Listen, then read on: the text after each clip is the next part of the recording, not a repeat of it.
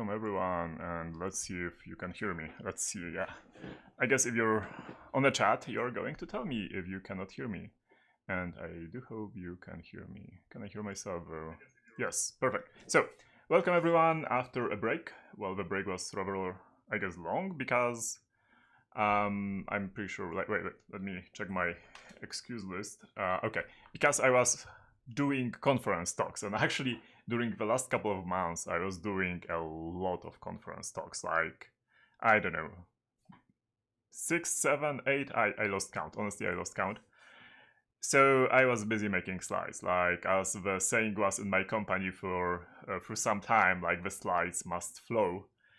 But thankfully that ended with the beginning of December, and I got to rest a bit so we can go back to live streaming. So hi everyone, welcome, happy new year, and I'm glad to be back with you and glad to have you with me.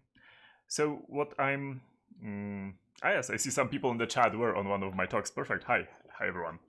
Yeah, I do see some familiar names as well.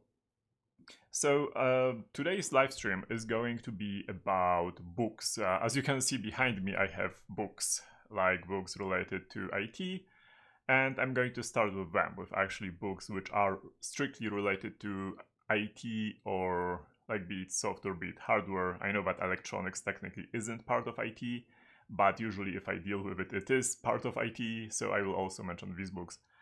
After that, I will, the second part of the live stream is basically going to be non-IT books. So yeah, if you're only interested in IT, you can just jump off there and you won't miss anything more. There won't be any other IT books basically afterwards. And so in the second part there will be a couple of books about, like, soft skills. I only read a couple of them, so yeah, there won't be much. And then there's going to be fiction books, which I like, which I recommend, which I've read a lot of them. So that's going to be the last part of the live stream. Today's moderator is Foxtrot Charlie, and I believe Hebi is also somewhere around, so thank you for helping me with that. If you have any questions towards any books, like you would like to see the table of content or something, do just write on the chat basically, or write in the comments in case you didn't hear, like, what's the title of a book. I have literally 1,000 books to go through, so some books I will just mention and say, like, yeah, no idea, or like, yeah, I didn't like it. And other books I will go a little bit into detail, maybe a little bit about what the book is about, or maybe a little bit about, like, what's my story with the book and how do I know it. And but again, if you miss a book, like, you have some questions, or you would like, I don't know, some more details, just like write in the comments, write on the chat, and we'll try to do that. Then okay, oh yeah, there was also a question, like, why is this stream in English? Like, usually I've done it in Polish at the end of each year, right? And then I didn't do it, and then, like, I'm now suddenly doing it again, but in English. So what's up with that? Well, it turned out that nowadays most of my library is not in Polish, it's actually in English. So I guess, like, there's no reason to not make it a little bit more international and, like, go through the books more internationally, and also do this live stream so that more people can actually, like, see what books exists. I guess that's the main reason why I'm doing this, is that because some of the books are pretty cool, but if you don't know that they exist, you cannot, like, get them. So this is the main reason. Like, maybe you will find something interesting that I'm going to show. What's the percentage of the books which I read? In the IT books, like, cover to cover, I read only a few. Honestly, only a few. I've read parts of a little bit more, and some other ones are on my shelf because either they are cool, I wanted to have them, or, like, I wanted to support the author, or there was some other reason. So yeah, I kind of use books, IT books, especially to get inspired by. Like, for example, I'm bored, I have no idea for new research, which is really rare. But in such case, I just grab a random book, start reading, and after, like, 10 pages, I'm usually, like, my head is full of ideas, what I could check, what I could do. So that way, I never finish any book, basically, from IT at least. When we get to non-fiction, I've read a lot of books then. Cool. So, before we get there, Paged Out finally came out. You won't believe it. If you were waiting for Paged Out is the experimental magazine, which is made by a lot of really amazing people and a lot of offers. So it's free. Like, you can just go to the Paged Out website. Foxtrot, if you could like paste the link to the website. And there are like a lot of free articles, and every article is just one page. So it's super easy to write and super easy to read. Enjoy, it's amazing. Like, the third issue is amazing, and the first issue hit over 200,000 downloads like a few minutes ago, like literally a few minutes before the stream. So that's amazing. Thank you for your support. Also enjoy, and there we have wallpapers. Like, remember, we have for each cover, if you like the cover, we have a wallpaper for the cover as well. The wallpaper, this one is like 8K, so I'm pretty sure it's going to be fine on your LCD. It's pixel art though, so it's easy to scale. And we are gathering articles for Paged Out issue 4. So if you want to write something, and I really encourage you to write something, it's super easy to write to Paged Out because it's just one page, right? So yeah, you can do quite a lot of amazing stuff, and it doesn't have to be like an article being, you know, like top research class. If you like something interesting in IT, you found out something interesting, you think other people might like it as well, just write about it. Like, if you just look at my articles, I'm writing like all kind of really weird stuff, and it's fine. And with that being said, let's switch to... sorry, let me put my water here so I can actually see the chat. Let's switch to the books, and as I said, there is a lot of books. I'm actually going to make it a little bit smaller so that the camera isn't in the way. Yeah, I think this is fine because the edges aren't important. We'll see them on the next page as well. First, the question: did I read any stuff like Machiavelli, Sun Tzu, and so on and so forth? I read Sun Tzu ages ago, though. And basically, in the soft skill category, it's like books like that. But there won't be a lot of them, just a few. Okay, so let's go with the first shelf. And in the IT section, I have around 30 shelves. 10 books per shelf, 10 to 20 actually. So that's that's like 500. So let's just go through it. Okay, we have Art of. If you, by the way, are interested in looking at any book, let me know. I can just like grab it behind me. What's the acceptance rate for Paged Out? Acceptance rate for Paged Out is like 98% or something like that. It's super high. Like, we work with authors to make sure that the article is fine. So it's not like we just reject and don't tell you anything. We just like work with you to make it fine. Anyway, Art of PCB Reverse Engineering. It's about PCB reverse engineering, as you can see from the title. It's basically if you've done electronics, if you played with PCBs, if you debugged your hardware, I don't really think you need that book. But if you're getting into electronics and you see, for example, a PCB and you have no idea how to even approach analyzing it, it's a good book.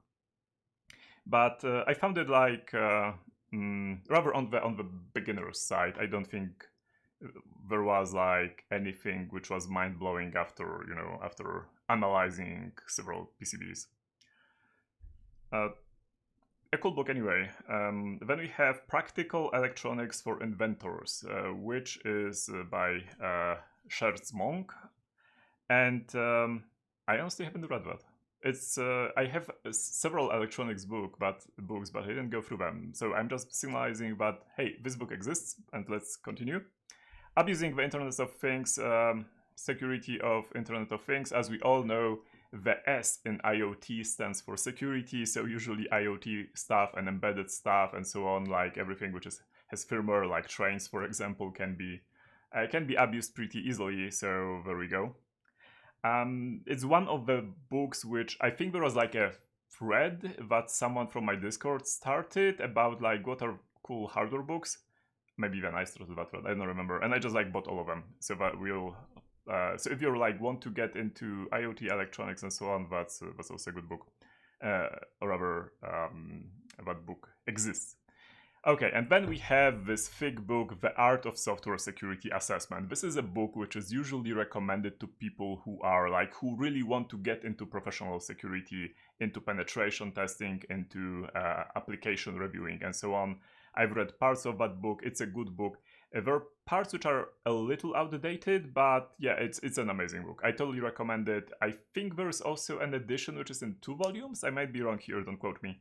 But this is a book I can absolutely recommend. Can you also, in this case, so the offer for the previous one, for the IoT, is DHANJANI, Dhanji, let's say Dhanji. For the art of software security assessment is Mark McDonald and Justin Schuh. And yeah, these are like pretty well known names in the security community. So if you're in the professional security community, you might know 1, 2, or all of these people. Then we have 4 books which are in Polish, and I believe they were published only in Polish. And these are all about Amiga OS. Adam Zalepa has written a lot of books about Amiga OS. I have some of them. I believe he has written more of them. So if you're into Amiga, you know, the pretty amazing 16/32-bit computer from the 90s, and you want to get into it, and you know Polish, you can get these books. These are pretty cool. I went a little bit through them, but my Amiga is currently a little bit dead, so when I kind of revive it, I'm probably going to play a little bit more with them. Okay, so by the way, let's wait with questions until the end of the live stream. But I'll answer this one. Why didn't I change the location to US? That was the plan, but I lived for a month in US, and I decided, we decided with my wife, that hey, let's stay in Switzerland. Switzerland is a little bit better for us, so that's why we stayed in Switzerland, basically. Okay, then we have PCI system architecture. This is one of the few books which are about, like, really in depth about the protocols like you have on your motherboard. And I have a book about PCI, about PCI Express. I think I have 2 about USB. This is one of them. This is PCI System Architecture by Mindshare Inc. So I believe there's probably like engineers from this company. And PCI obviously is not the same as PCI Express. It's a rather legacy thing. Legacy bus is like, you know, was like 33 and 66 megahertz. So it's pretty old stuff. But at the same time, pretty easy. So if you want to go a little bit in depth into understanding how older motherboards works, this is a cool book, and this is the reason I got it. It's pretty cool, and it's really, like, really in depth. Like, goes through, you know, all the stack, the whole stack basically of PCI, and that's true the same for other books. Then I have another book in Polish from Jacek Tomasiewicz. Zaprzyjaźnij się z algorytmami, which is like make friends with algorithms, and that's introduction to algorithmics, basically.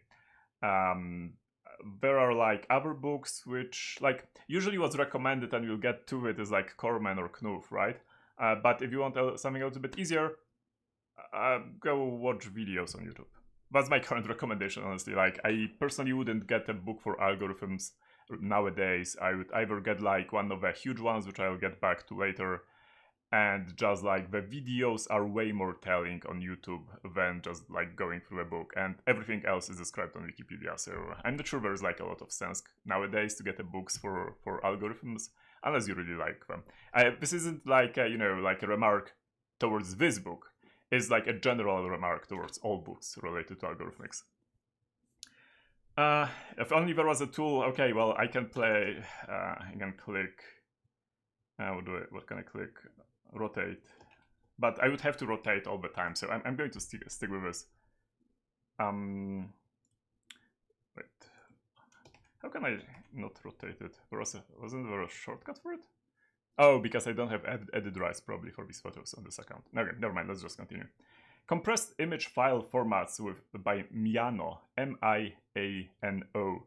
That's a really old book, and it's about, like, you know, JPEGs, PNGs, GIFs, and so on. Yes, that's GIF, not GIF. And so on and so forth. So if you are into file formats, that's probably something you already know, honestly. You can get it for... I got it for historical reasons, because I want it on my bookshelf. I think all the information which is in this book and even more is on the internet. Like I even talked about some of these formats in depth on my talks or on this channel. So yeah, this is an old book, honestly. So if you like file formats and you like books, then this is something you might want on your shelf. Otherwise, yeah, I don't believe there's like really a reason to get it nowadays. Okay, then we have Undocumented Windows 2000 Secrets by Schreiber. That would be Schreiber. Schreiber. I think that's the name, yeah, of a person. But again, something if you're into Windows internals and you want to go a little bit back in time, like 24 years back in time, basically, or 25 years even. I think like Windows 2000 came out in 99. I might be mistaken here. Then this is one of the books you would like to get, like to read about old stuff. I don't believe it has much value now, only like historical value, but for historical books, I have like multiple books about OS internals, especially like these, like about secrets of operating systems. These are cool. If you're into operating systems in depth, these are cool books, and I can recommend it for that reason.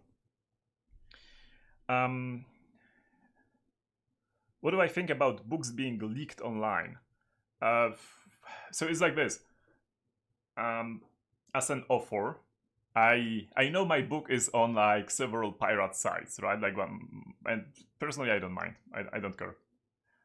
It's fine. I know these people would not buy it, and if maybe somebody who wouldn't buy it reads it, maybe they will buy because they say it's cool, right? So that's my perspective. If somebody would leak a book when I'm writing it, that's a different thing. I'd probably not want my book to be leaked that way. I would still probably publish the book. I know that like some books were leaked by a trusted person, the person like trusted by the author, and the author said that yeah, I'm not finishing this book because like it got leaked already. It's like doesn't make sense for me to finish it. So and that's fair as well. Yeah. So I like if you like have a pre-published copy of a book, like a copy which isn't of a book which isn't published yet, like don't leak it. That's a shitty thing to do, honestly. Okay, then I have by Mateusz Rus. It's another book in Polish. Programistą być, przewodnik po branży IT z perspektywy programisty pasjonata. That's to be a programmer, and it's basically a guide to the IT industry from the view of a programmer. I believe I read this book cover to cover, and I liked it. Like for a junior who is just like, or pre-junior person who's just getting into the job market or will get to the job market, is a really good book, and I liked it. Then we have Google Story by David Weiss and Mark Malseed. I apologize for butchering the name. This is a book I also read cover to cover, and that was before I started working at Google. And like after reading this book, I was like, hey, Google is a cool company. I will probably try one day to work there. But I was feeling, well, it's Google after all, right? So I was never feeling ready to actually apply. And then like El Kamtav, Michael Zalewski referenced me, like recommended me to Google. So it was like kind of pushed my hand there, and that's how I ended up at Google. And when I started, basically all the cool things which are in the book were basically were present. Nowadays, like I left Google after over 12 years, and it's still a cool company to work at. It's not as great as it was like 15 years ago probably. It's a cool book, by the way. If you like books about like books about IT but not technical books, like with stories and so on, Google Story is one of the books I really liked. I enjoyed it, honestly. I can recommend it. So it's basically like a non-fiction book in IT. Then we have J.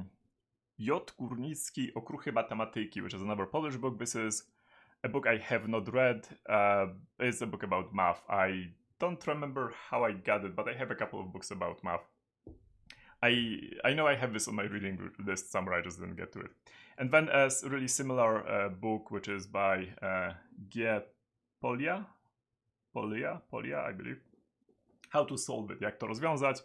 I guess if you're into into math more than me, then these books might interest you, especially that these aren't like textbooks, right? Then we have a German book that is Lofar English, das Maschinensprachebuch zum Commodore 64, which is the machine language book for Commodore 64, which is basically a German book about assembly for the, what was the MOS 8510 CPU, which was in Commodore. It's an old book. Again, if you like retro computers and retro stuff like that, everything is on the internet anyway. But if you like both old computers and old books, this is like a book which I found somewhere and I'm happy to have it on my shelf. Then I have a book, again in Polish, which is Exercises from C++, the new standard, which I don't remember how I got it. I have a couple of books like that, but I usually get these books to... I really apologize to the author for what I'm going to say. The author is, by the way, Andrzej Stasiewicz, but I usually get these books to for like a crossword puzzle for me, so I can look through the codes and look for errors in the codes, like, you know, like vulnerabilities and stuff. And I know this book isn't for stuff like that, but yeah, I'm sorry. It's just like, you know, if you're in security too long, the security gazes into you and so on.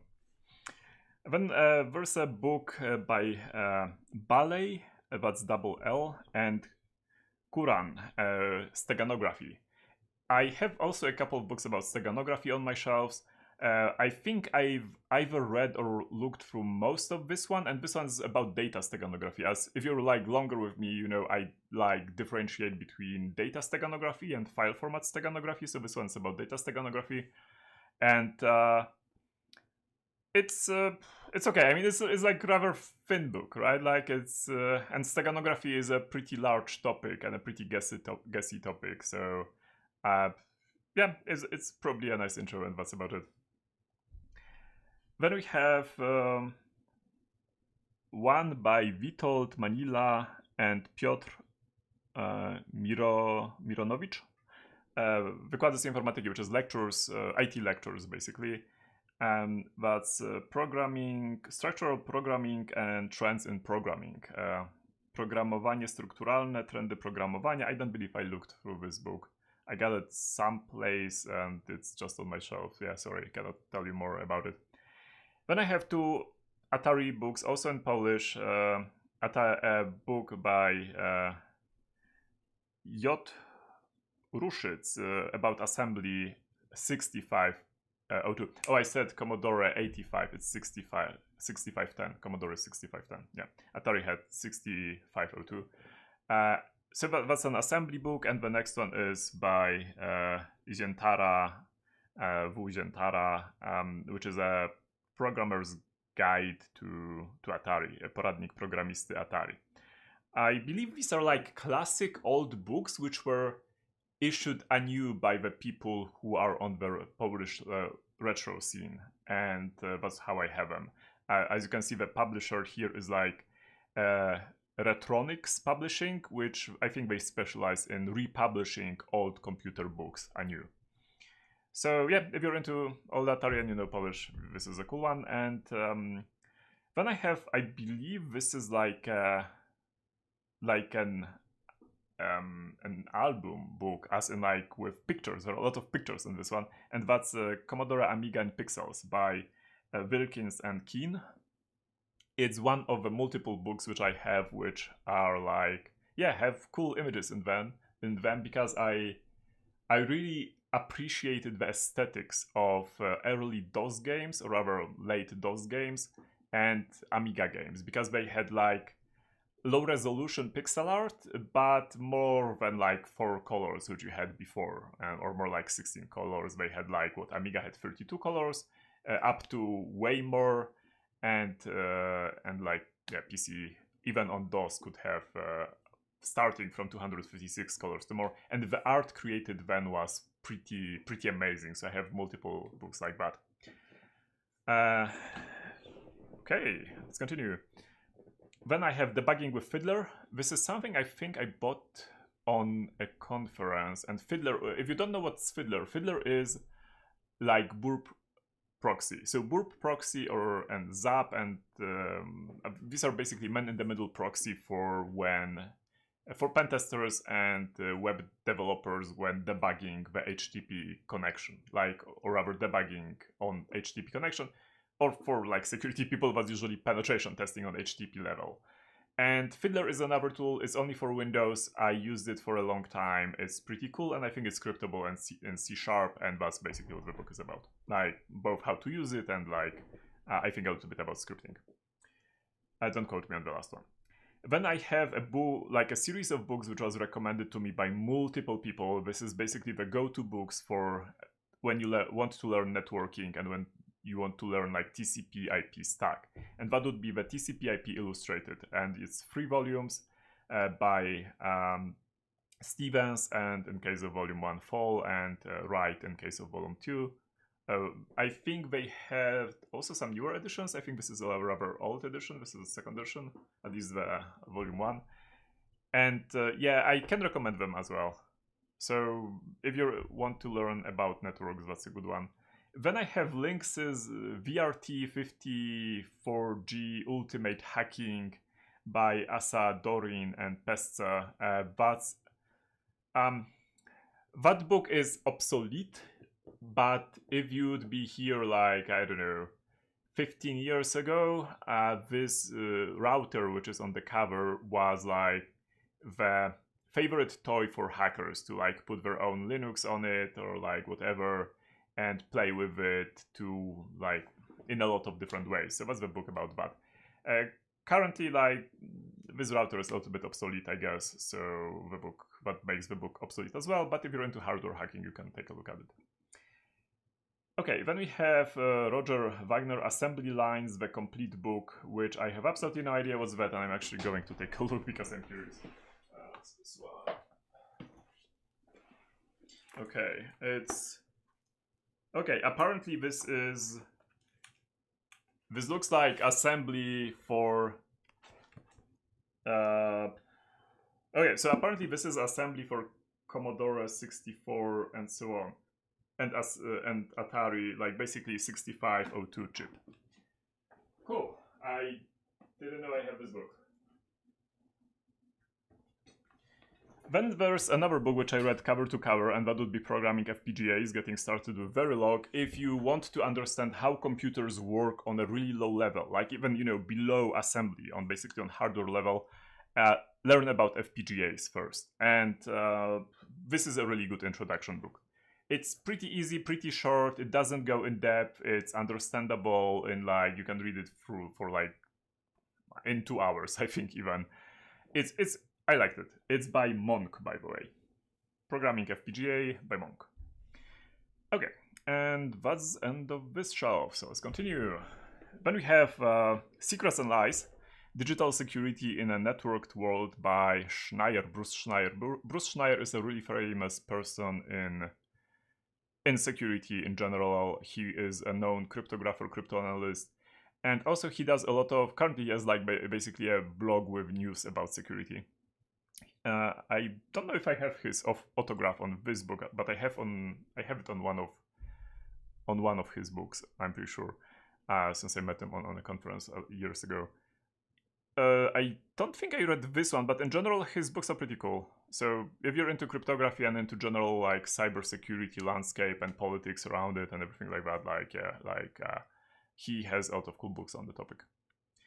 Then I have classics. That would be Kernighan and Ricci, the C programming language, 2nd edition.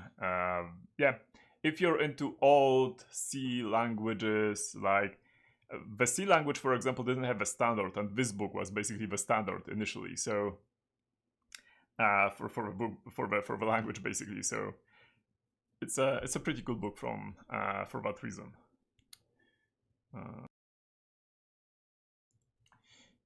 But only historical value. Then game console hacking, I don't know the author, it's not on the cover. It's one of the older books about basically console hacking.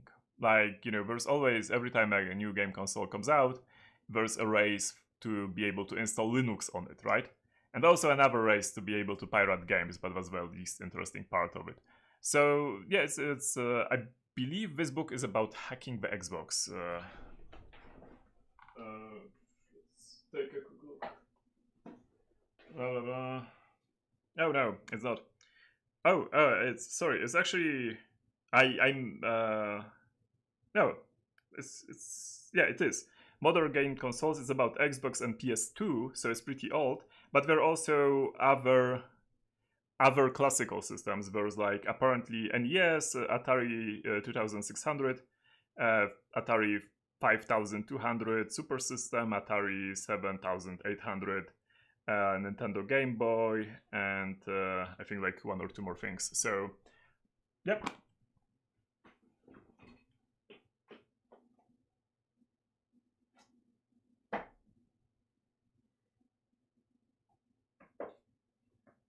So, I am guessing like in case of older consoles, I'm guessing this wasn't about installing Linux on it, but more like about modding it to get like, you know, RGB output, for example, from it, which reminds me I need to design a PCB for that. Anyway. Okay, then there is the Kyle Simpson, and this is one of multiple books I have from him. I'm not sure why they are not standing next to each other. But Kyle Simpson is basically the person who tells you that you don't know JavaScript, and he is right. If you want to learn JavaScript on a really, really amazing level, get books by Kyle Simpson. Like, it's these are amazing. I really enjoyed them. I knew JavaScript pretty well when I was reading them, but he still found like quirks and weird behaviors which I didn't know about. Yeah, absolutely can recommend all his books. And I think like second editions were coming out from them. Then there were like two Polish books by Krzysztof Wojtuszkiewicz. I had some issues reading the name. Yeah. And these are about like how does a computer works, which is like jak działa komputer, and peripheral devices and interfaces, urządzenia peryferyjne I interfejsy. Like these are the books basically. If you want to learn like, you know, build your own PC basically, you can read these books. They don't go too in depth into the protocol. They're not like, you know, the PCI book, for example, which I showed you before. But if you like never had a PC and you want to learn how to build your own PC and you kind of want to know how it works and how is stuff connected, these are pretty cool books for that. I believe they're a little bit outdated by now, but you can still learn something, I guess. Then there's Hardware Hacker by Bunny. Bunny is a person in the community who made a lot of cool projects. So if you're familiar, I believe Hardware Hacker is the book when he was, don't quote me, but I believe it was the book when he was trying to build a fully open laptop and like all the issues he had with that. So this isn't really about hardware hacking in the security sense of hacking. It's more like in the other sense of hacking, like electronics hacker, right? I think I read part of that book. This is the Polish edition, by the way, but there's also an English edition. I think I read part of it, and I liked what I read. Then there is Pentium Pro Processor System Architecture by Mindshare Inc. Again, this is, again, if you're into low-level assembly on x86 and you want to learn a little bit about history, this is pretty cool. Otherwise, don't bother, because Pentium Pro came out in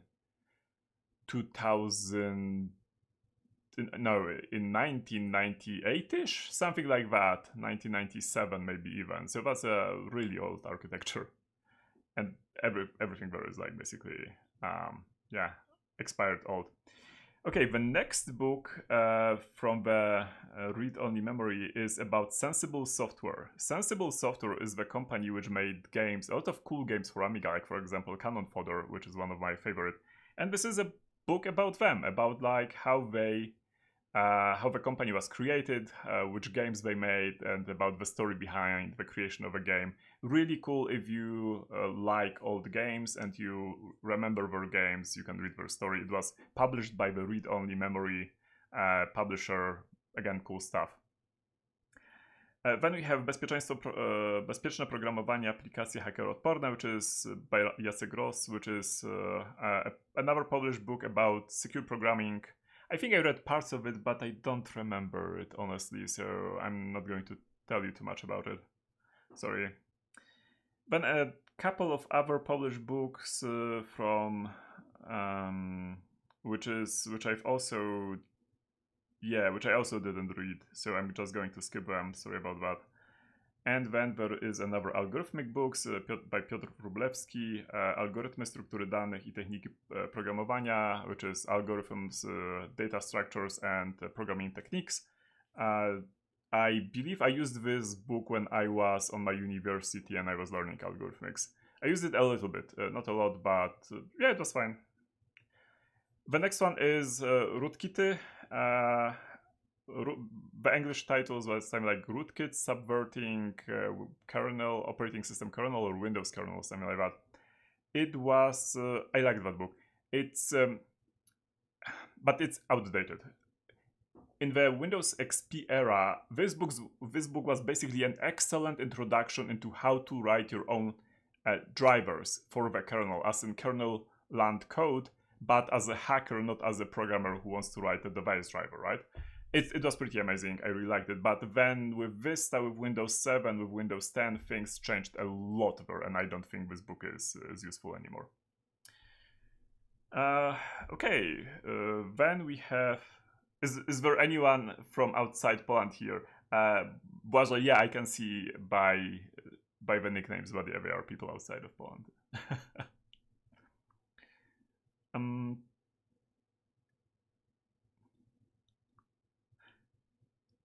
Okay, so I wonder there would be like an easy way for me to flip this, but I don't think. Yeah, I would have to download it. Okay, let's just continue. It's not worth it. Oh wow! If you double click, that's weird. Anyway, okay, then there's the Commodore story, which is one of the many books about the rise and fall of like Commodore Company and the Commodore 64 and so on. I think I read it cover to cover. I think it was good, but like all of these books are good. The next one is about Windows Management Instrumentation, which I think I read a few pages, so I totally don't remember it. VMI is basically like a power user and system administrator tool to query the system on Windows. Like I believe the command line is like VMIC to be able to like query the system for information. But yeah, that's all I can say about this book. I think I got it. I think it's a pretty old book, and I think I got it when I was visiting Mountain View in Silicon Valley. There was a large second-hand bookstore, and they had a lot of amazing IT books, especially that it was Silicon Valley, right? So like these were books which were written by people and owned by people in Silicon Valley. So I have some books from there, from that store. And unfortunately, that store does not exist. Like last time we checked a few years back, it moved to like somewhere else in the middle of nowhere in California from the center of Mountain View. So that's a shame. But it's a really amazing bookstore, and I visited it multiple times. I got like literally there was like one time when we were coming back from Mountain View with my wife, where we had like an overweight luggage. We had 4 suitcases, and one of them was overweight a little bit. We had still space in other suitcases. So like the person was like, yeah, could you like just like move something? So we open at the airport, right? So we open the suitcase, and there are like only books in it. Like it's filled with books. There's nothing more. We were really, really happy with my wife, like to buy a lot of great books in that second-hand store. Unfortunately, as I said, it's no longer there. So yeah, too bad. Okay, so then we have this is a pretty new book. It's in Polish by some people. If you're into retro computing, especially on the Atari scene, you know these people. Piotr Marecki, Tomasz TDC, Cieślewicz, I ta książka to jest wywiad rzeka, which means that it's like a long interview. And the title is Oni migają tymi kolorami w sposób profesjonalny, which can be translated as they blink with these colors in a professional way, which I believe was one of the was reaction on one of the IT people in Poland when they saw like what demo scene people were doing the first time ever, which was pretty amazing. And yeah, I think it's a book about that and about like basically amazing programming on the 8-bits like computers. So I didn't read it yet. I know a little bit about the story when this book was created, and I'm like, yeah, it's pretty high on my reading list, honestly. But it's only in Polish. There's a question: is it possible to have the pictures somehow? Yes, I will share the pictures later on because I need to click some stuff on some other accounts.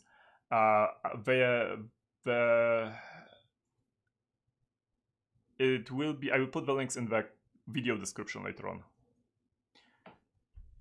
Okay, then we have Przygody Bajtazara, which is Adventures of Bajtazar, and Bajtazar is a made-up character known from algorithmics, competitive coding competitions, basically.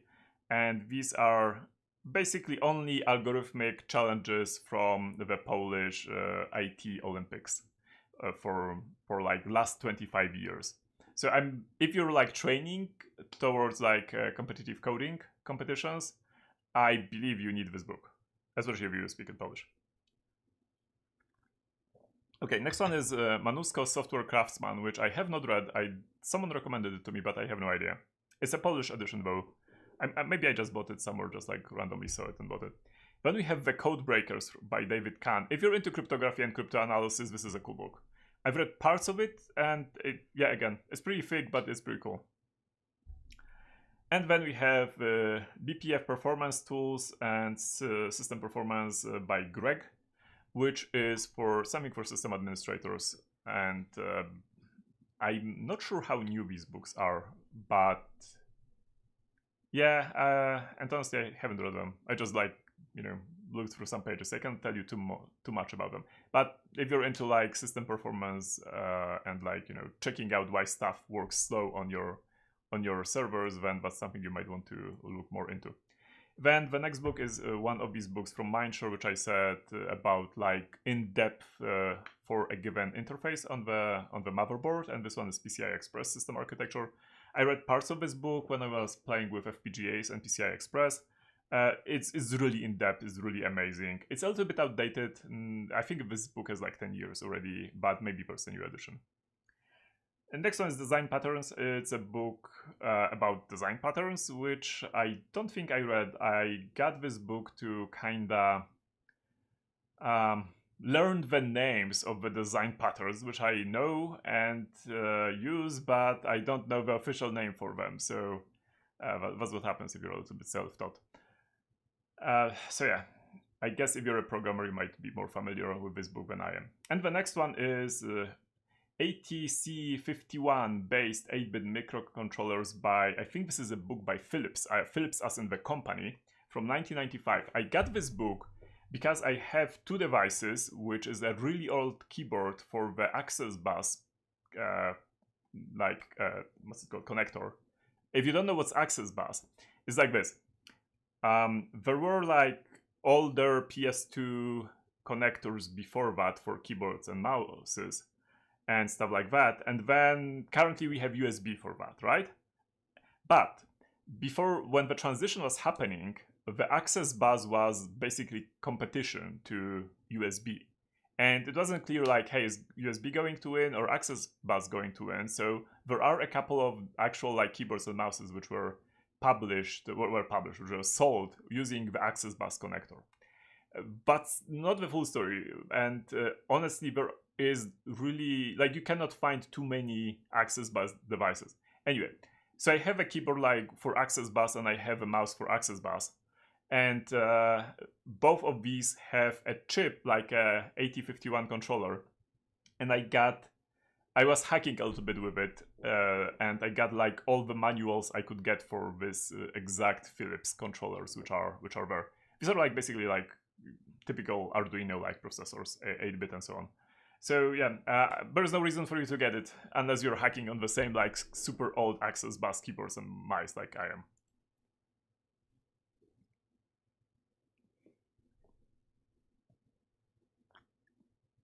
Again, off-topic questions I will be answering maybe at the end. Okay, then we have Code Breaking, a practical guide, and that's by, let's zoom in a little bit, Elonka Dunin and Klaus Schmech. Is this in English? I'm not sure if this isn't in yeah, maybe it's in English. But the Klaus, I think Klaus is usually, his books are in German. But anyway, again, it's another cryptanalysis book. I'm actually going to check for you. Or do we? Oh, here we go. Okay, believe it or not, it is in English, and there is like, so if you don't know Klaus, you can find his blog. He basically finds all encrypted things in the world and posts about them. Like, for example, I know about his blog because he once posted about the postcards which I was sending. I already told you I was visiting like from time to time Silicon Valley, and because like, well, Google is there, right? So I was just flying to the mothership. And what I did is I basically was asking one of the communities where I was in Poland, like, hey, anyone wants an encrypted postcard? And then I was like sending some encrypted postcards from the Silicon Valley to them. And he actually like got his hands on some of the scans of the postcards and posted them on his blog. And this is how I know about him. I got to invite him to the Pwning conference in Poland, and he gave a talk about cryptography there, and that's how I got to know him in person as well. He usually writes books about. I have some more books from him, but he usually writes in German. But these ones are indeed in English, and yeah, like you can find a lot of stuff. Like, for example, like some random piece of paper which has encrypted stuff, and like it's in some museum somewhere, and yeah, he writes a book about it. Amazing stuff. Like, if you're into cryptography, and I don't mean like, you know, super modern cryptography, but like history of cryptography and how people actually applied it, I totally recommend his blog, his books, and so on.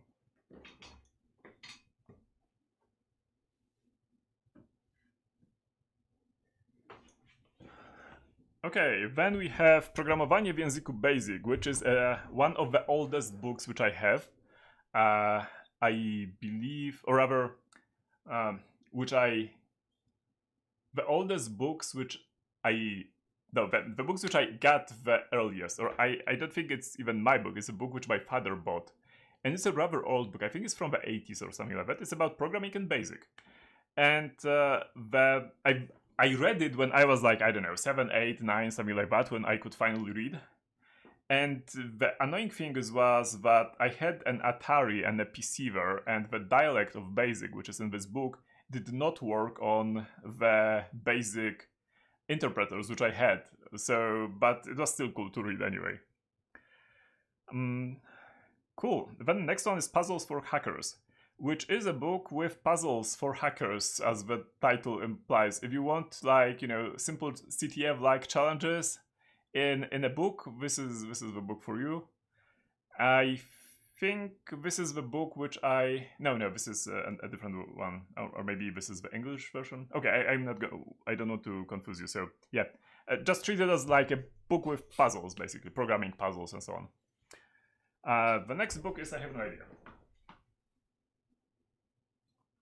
Oh, this is a special one. I got this one from Mateusz Jurczyk, and this is okay. I know it's so you know what? Let me do this. And this is Polish computers were born in Elwro in Wrocław. It's basically the story of the Elwro Polish company. It's an old company. It was like, you know, 60s, 70s, 80s, basically when this existed. And also that company made, like, I think, larger computers for like companies, but they at the end they I think also made some small 8-bit like computers, you know, like Commodore and so on. And this is a book which is basically about the story of a company. It's only in Polish, but it's a piece of history basically, and it's pretty amazing. I'm like, there aren't like many copies of this book. I'm pretty happy to have one. It was pretty cool because like also my mother's friend is like actually worked in Elvro at the time, so it was pretty cool to like chat with her about it. I think I got like the book kind of when she was visiting. Anyway. Then we have Linus Torvalds, Po prostu dla zabawy, which is just for fun. This is the book, I don't know what's the official title, but this is a book about how Linux was created by Linus Torvalds. It's super interesting. I totally recommend reading it. It's fun. So again, if you like stories about IT, the story about like autobiography of Linus Torvalds, or rather biography of Linus Torvalds and how he got to make Linux is pretty cool.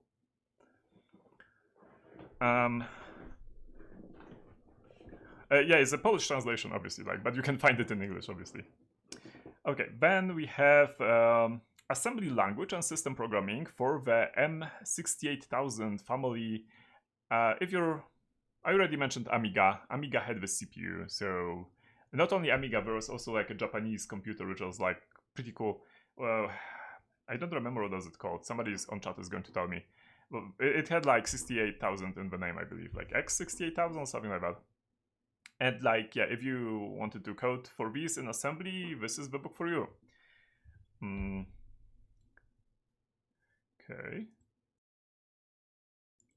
Then we have Writing Secure Code for Windows Vista by Howard and LeBlanc, or Howard LeBlanc rather, by Microsoft Press. So Microsoft has its own publishing, division, let's say, Microsoft Press, and they have really good books. If you're into Windows programming and Windows administration and stuff like that, they have really good books, which isn't surprising because they make this stuff, right? So this is one of the, it's a cool book. It's an old book, right? But it was like a good read back in the days. The next one is the Big Book of Terminal Emulation RFCs. This is one of the books which I got in Silicon Valley. It's just like printed RFCs. If you don't know what RFC is a request for comment, but that's just basically, due to historical reasons, this is how we call the specification. Non-standardized specification, but this is how. So for example, HTTP has an RFC document, something, and this is basically the specification for that. And for terminal emulation, you know, for consoles, right? Like, or terminals, system terminals, you have, you know, that where you enter text. There's a whole set of RFCs for that as well, and this book is just a printout of them. You don't have to buy it; you can just literally look them up on the RFC page. Like RFC, I don't know. Let's look for HTTP. Okay, there we go. And this is HTTP one. And if we go into maybe here, we can see. Not here. Where can we see all of them? They don't show you all of them actually. I'm pretty sure there's like somewhere a list of them where you can just like see all of them, but I guess if we look for terminal, all of these RFCs will, yeah, like all of these RFCs. Probably the book has like these ones, like the old ones rather than the new ones, but they're like all here. It's pretty interesting if you want to know how like terminals work, like, and you know, also the older ones, I guess. But it's not it's just like specifications. Like, it's not a fun read by any means.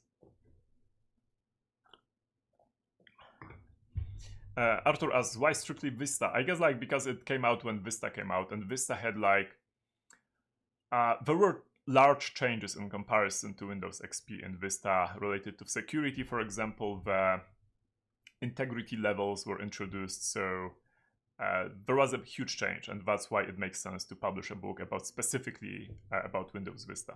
Obviously, Windows 7 wasn't even planned back then when this book came out, so yeah, that's why it's Vista. And then we have like Perełki Programowania Gier, which is like, I think it's game programming jams or something like that in English. It's if you're into game dev, you know this book. If you're not into game dev, but you want to get into game dev, these are rather old books, but they have like a lot of programming tricks. Some cool, some outdated, but yeah. And the Game Programming Gems 3, the next one is, I think it's the same in English, basically. But this is the 3rd volume, this is the 6th volume, there are a lot of volumes of that. Next one is Matt Lacey, and that's UX for programmers, basically.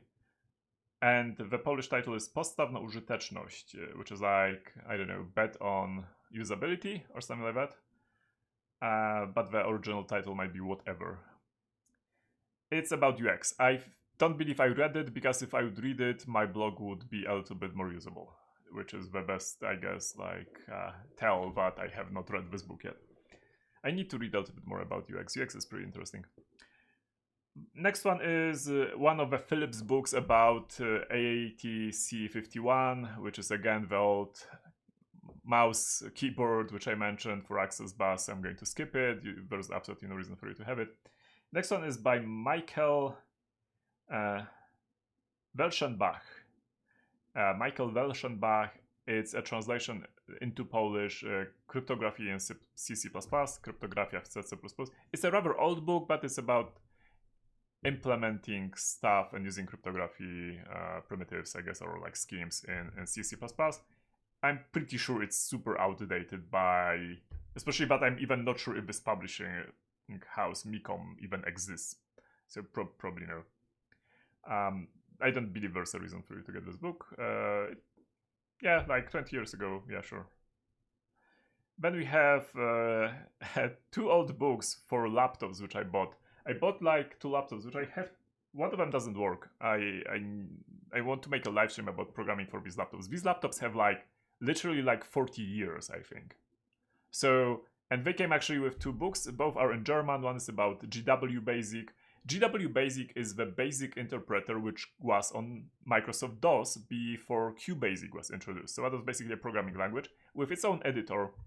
I spent a lot of time in this basic. The history of this basic is pretty interesting because it was written for IBM, and it was in the BIOS originally, which means that computers back then didn't have hard drives by default. You would just boot from a floppy disk. So if you would turn on the computer, but there would be no operating system on the floppy disk, then a certain interrupt would be run by the BIOS. And that interrupt actually, spawned the GW Basic editor. So if you would boot an original IBM PC without any floppy, you would go straight into your programming editor, because that makes a lot of sense. This is how it happened on 8-bit computers as well. And then that part from the BIOS was actually extracted and added into Microsoft DOS as well as a separate program called GW Basic.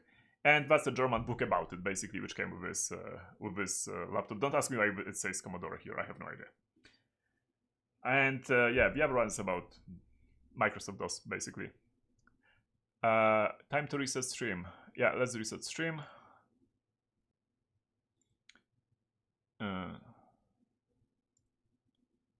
Okay, it should be better now.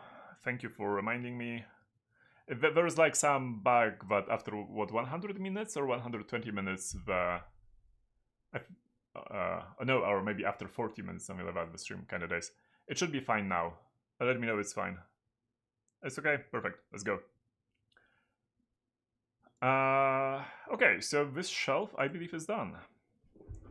Then next one, we have another Game Programming Gems book, volume 1 this time.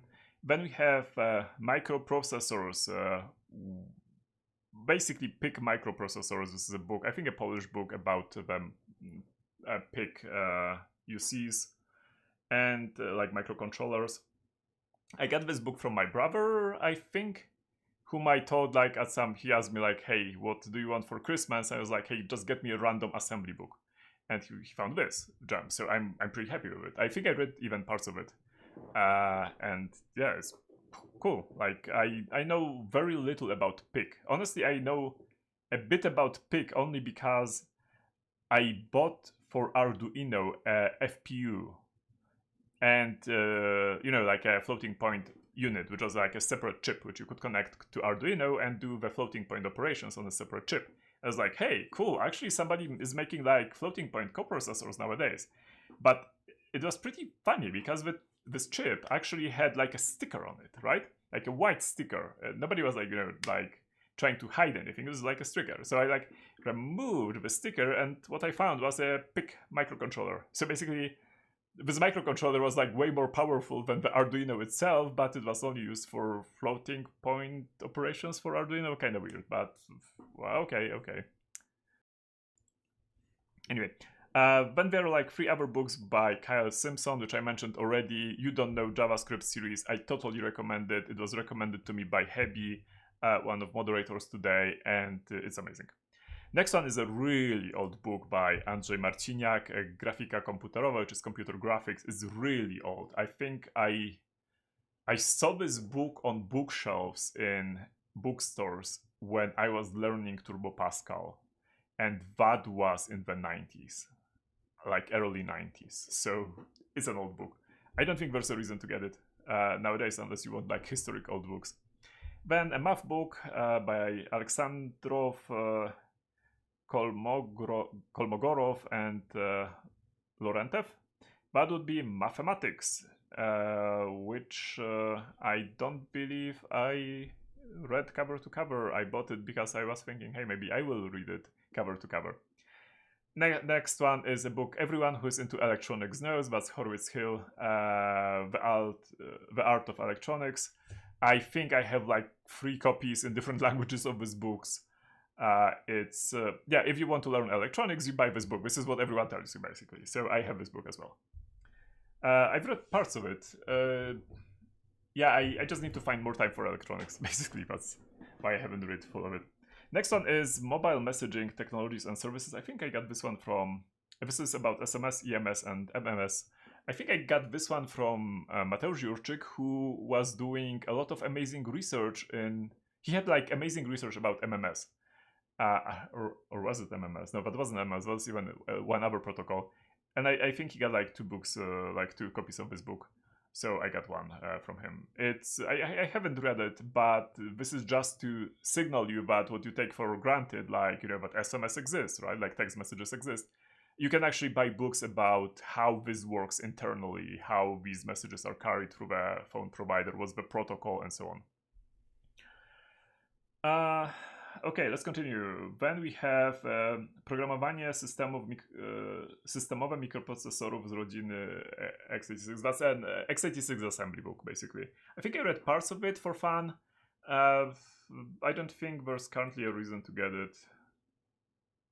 Because like I don't believe it covered 64-bit.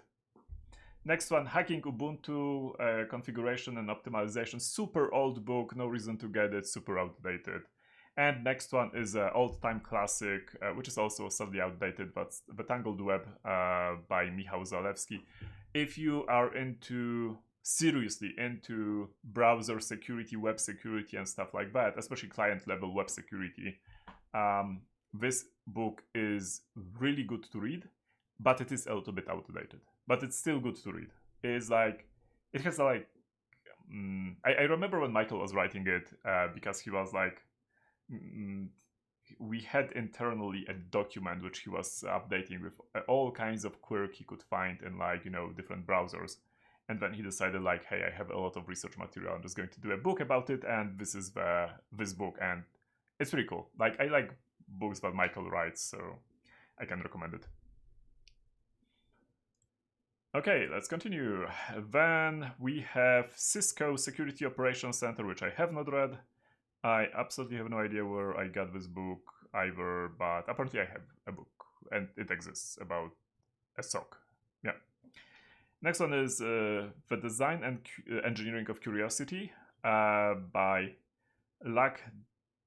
Lagdawalla. I believe I read parts of it. This is about the design, of a Curiosity as in the Mars rover. It's pretty amazing. If you're into, I have a couple of books like that about space engineering. If you're into that, you probably already know this book and have it. Next one, Direct 3D, the Bible, a Polish edition. This book is probably early 2000s, and I there's absolutely no reason to get it, especially because Direct 3D, I don't think it's called Direct 3D anymore. Everyone just calls it DirectX now, so super outdated book, doesn't matter. The next one by E. Martignetti. What makes it page? If you want to learn about paging as in virtual memory on Windows, this is the book you get. It's amazing, like virtual memory and like so on and so forth. It's really described in depth and explained in depth in this book. So this is what you could get for that. I'm not necessarily sure if you have to buy a book to understand it, but if you want to buy a book about this topic, this is the book you would get. And this is the book which people usually recommend. Then we have Math for Deep Learning, which by Knussel. No Search Press. I don't believe I read it, but I guess the title is pretty descriptive. Practical Vulnerability Management by Magnusson, which I have on my to-read list. Then Do It Yourself in Arduino. It's a Polish translation, which is about like simple projects with Arduino, basically. If you're just beginning with Arduino and like playing with these kind of electronics, this is I have like a couple of books like that on my bookshelf. It's a fine book to get. Then Ingenious Shell Scripts, basically, by Taylor and Perry. I don't know what's the official English title, but it's about I don't know what is it about. Is it about Bash? Let's see, actually. This one. Okay, so let's open on a random page, and it's Bash. It looks like Bash. So a lot of, wow, there's like 100 different Bash scripts here, over 100. Yeah, no, exactly 100. Okay, is it about Linux and OS X, I believe? Okay, cool. Let me check the English title for you as well, since I already have it. Wicked Cool Shell Scripts, 2nd edition, no Search Press. There we go.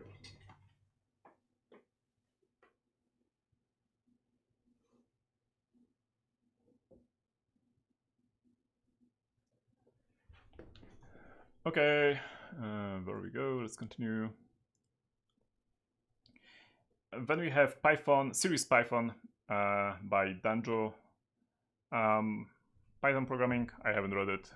I guess I can program in Python pretty well, so I just have it on my bookshelf, but that's about it. Next one is about Windows 95. It's one of the... what's here? I think it's like what does it say there? Why is it a sticker there? Unauthorized. It says unauthorized Windows 95. It's one of these like operating system secrets for people who are power users or even programmers or hackers books. Windows 95, super old. You don't have to get it. It's 30 years old by now. But if you like old books about old systems and you want like playing with retro stuff and you want to understand some stuff about it, you can get this one. There are also a couple of other ones. I don't remember if I have, like there was one like Windows 95 Programming Secrets or something like that. It was also super amazing. I really liked it. Next one, the Making Games for the Atari 2600 by Hug. As the name says, it's about making games for that. Now, I'm actually going to check because I don't remember if this is a new book or an old book. Where is it? Because if it's an old book, then Stephen Hug, by the way. No, it's 2018, so this is using, I guess, modern tools.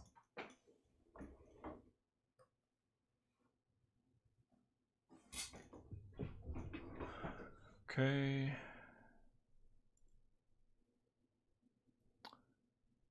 Okay. Let me do... Perfect. Let's continue.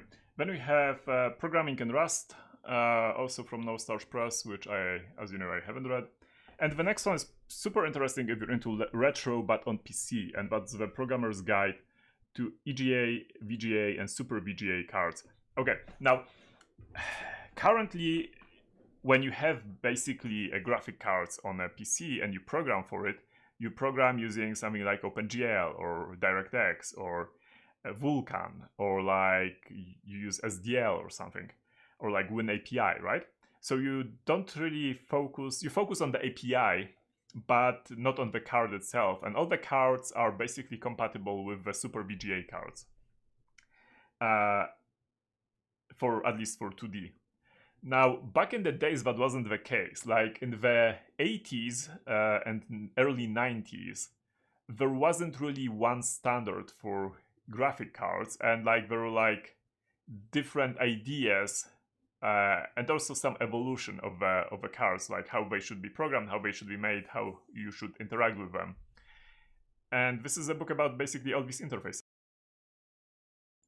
So it's a rather old book, and yeah, it's about like 3 or rather 2 families that would be EGA and VGA with Super VGA. It's cool because if you want to code some stuff for like old, really old 30 years or 40 years old PCs, this is kind of what you want to have on your shelf. Otherwise, you might struggle with some stuff because it's not super well findable on the internet and documented. It's an old book though. Yeah, when I started basically on my first PC, I had a Hercules graphic card. So it's a black and white with high resolution graphic card, by the way.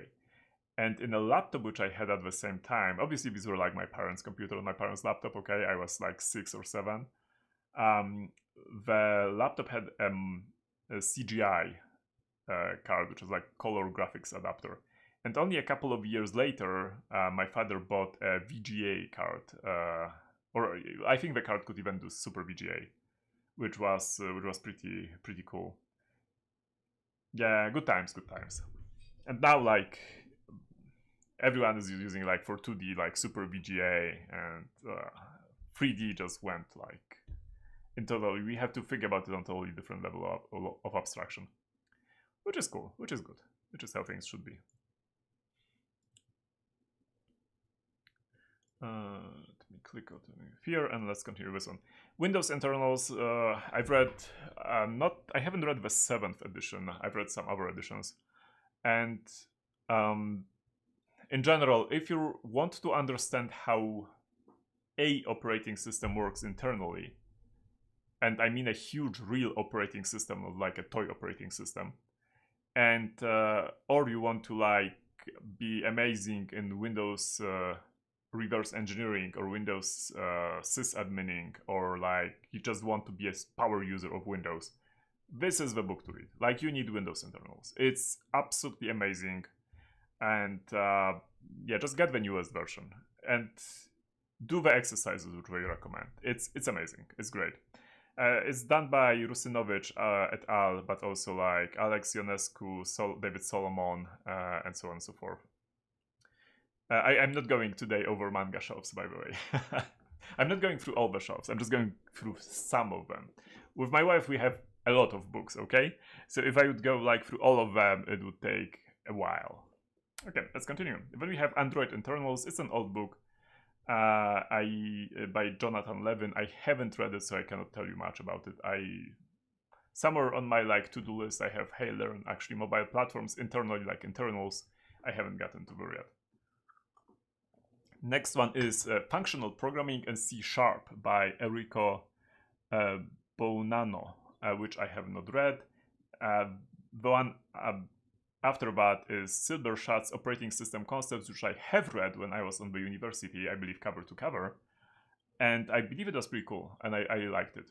It's the comparison between this book and Windows Internals is that Windows Internals is about a real operating system, and you learn there about like real stuff which is on the operating system, which is while the operating system concepts is more about like algorithms and concepts about operating system. It's like a little bit more academic, academic, it's a little bit more like on higher level. You need both, basically.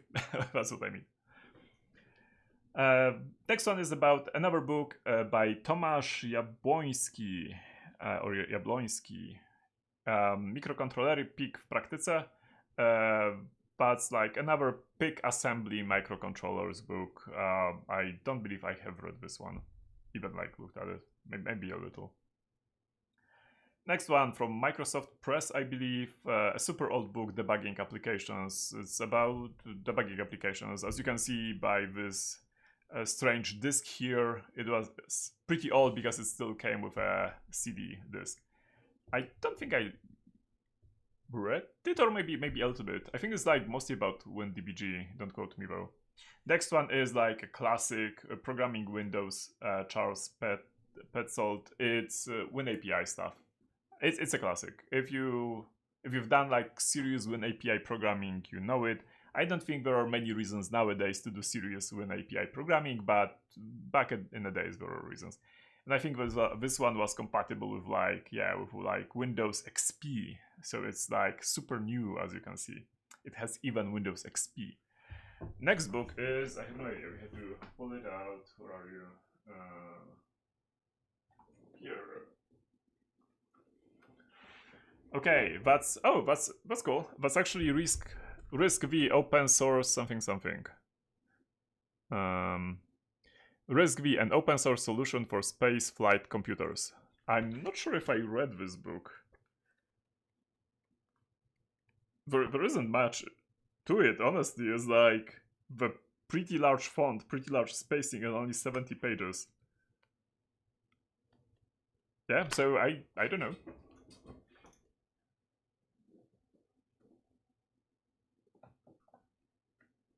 Next one is one of these hardware books which I mentioned, IoT Penetration Testing Cookbook by Aaron Guzman and Aditya Gupta.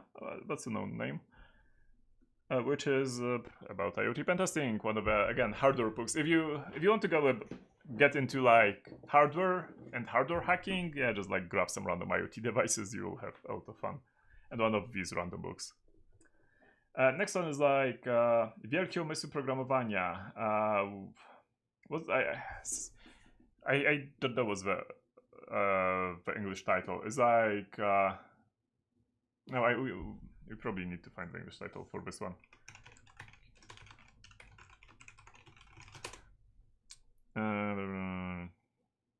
Okay, Helion. Let's see. This is the publisher, which. Okay, where's the original title? That's by the way Federico Biancuzzi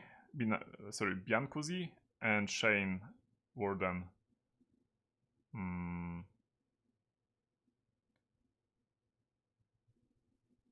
I don't see the original title.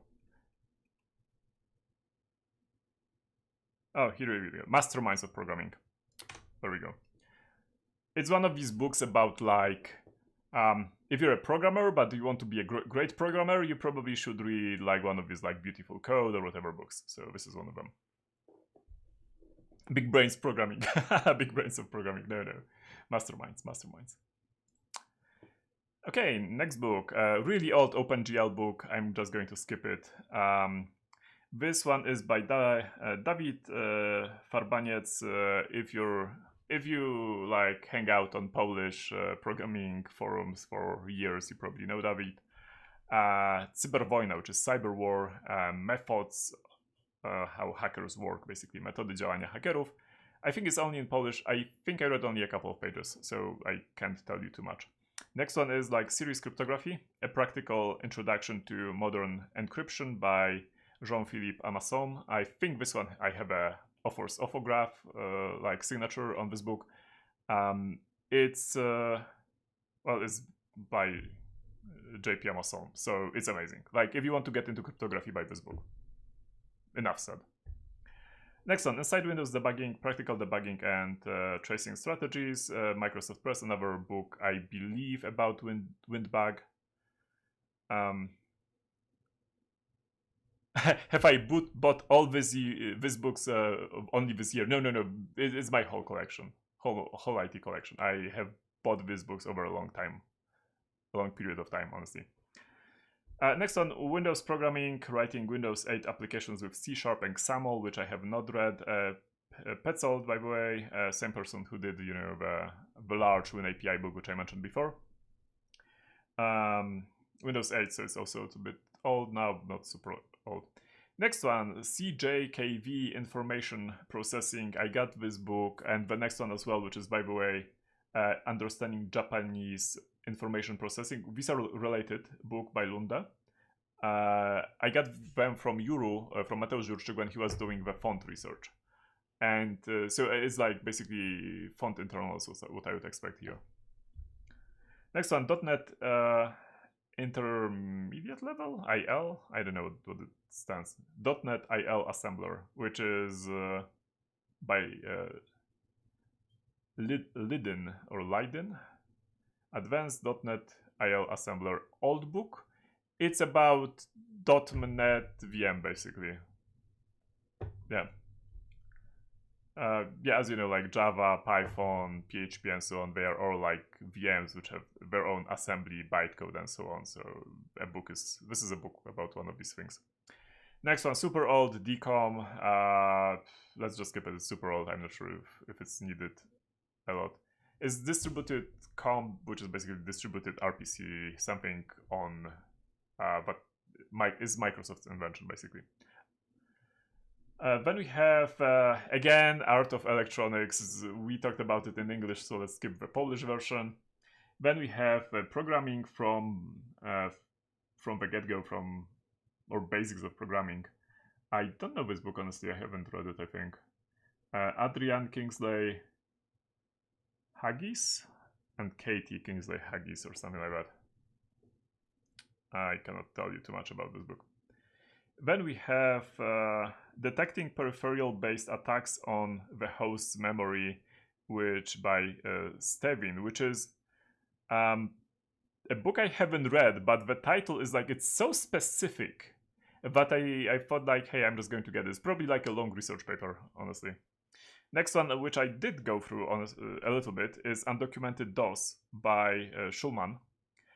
Undocumented DOS, again, super old stuff.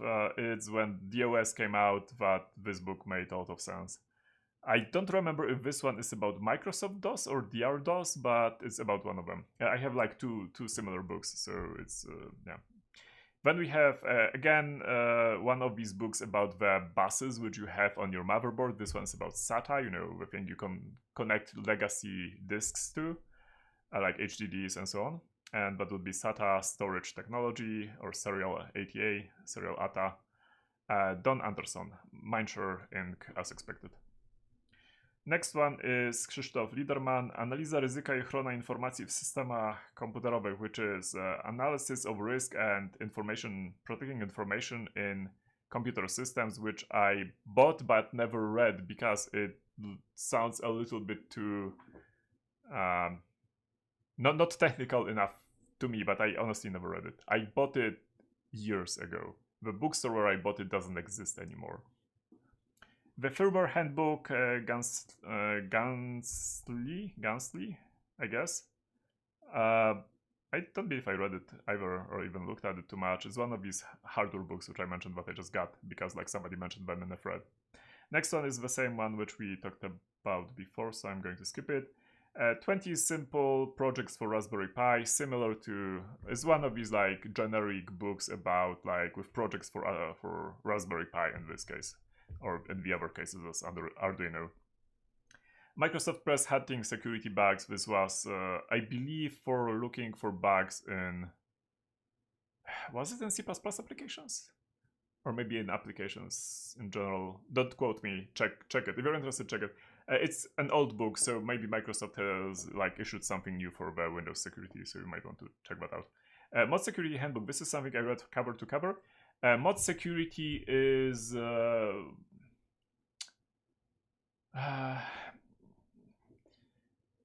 that's okay, but I think that's If I'm not confusing, that's a WAF basically. Mod security Apache. Yeah. Okay, I'm remembering this correctly. I've read this book when Hack in the Box, not Hack the Box, but Hack in the Box magazine was still coming out, and I did a review of it. I think it's like basically rule-based firewall for Apache, this kind of stuff. Next one, old book, the File Formats Handbook. If you're into file formats, especially legacy file formats, old file formats, you want to have this book, otherwise it's, yeah, you don't need it.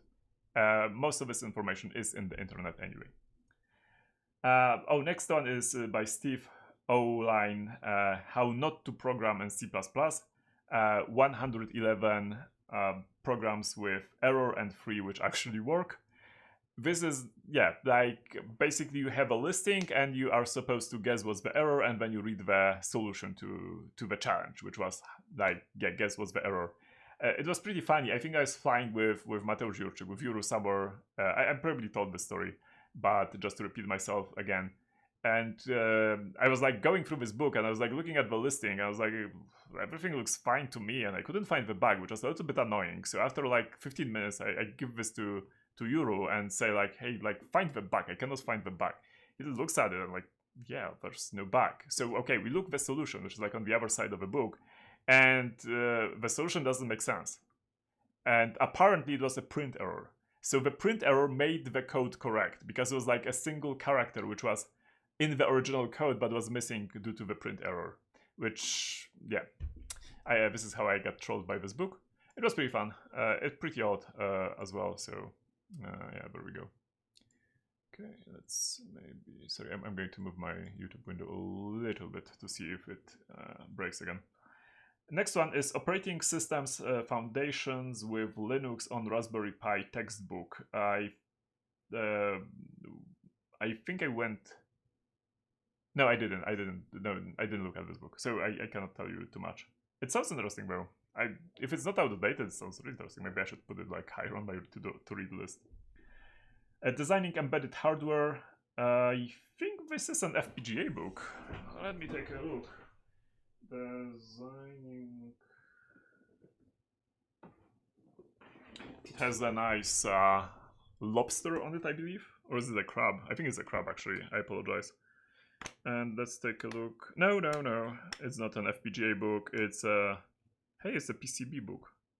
Like... Or maybe not even PCB. They're like... No PCBs, actually. They're like schematics. So I guess it's like... Yeah, it looks like, what's it called? A digital electronics book. Okay.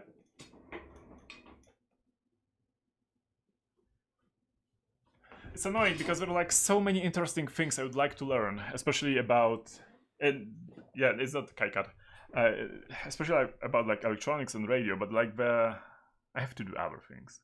Can somebody pay me like, I don't know, a lot of money every month, like a lot of money, and then I could focus only on research and learning new stuff? That would be so cool. Why did you shuffle the books in your shelf after taking the pictures? I didn't, but keep in mind that they might be reversed, like left, right, left, right. Okay, and the next one is The End of Error by Gustafsson, which I have read cover to cover, and this is, as if you like floating point units and thinking about like how floating points, like the math behind it, how it works, then this is basically a book about an alternative to IEEE 754 standard, which takes into account some other things. It's an interesting read, and it might be even more interesting nowadays due to AI, basically, because when people are playing with AI, they're also experimenting with floating point units again, and like, or rather floating points, like maybe tweaking like the number of bits and so on. So there's like the stagnation which we were in through multiple years. We are suddenly like the GPUs and games basically like pushed us a little bit and introduced a couple of other floating point formats like half floats. And this is like currently we are like experimenting more and more with floating point numbers. And this is a book about one of the systems which is not compatible with IEEE 754. It's pretty interesting, but pretty niche. So if you don't like floats, and you are scared of floats, yeah, don't read this book. Otherwise, yeah, it's interesting.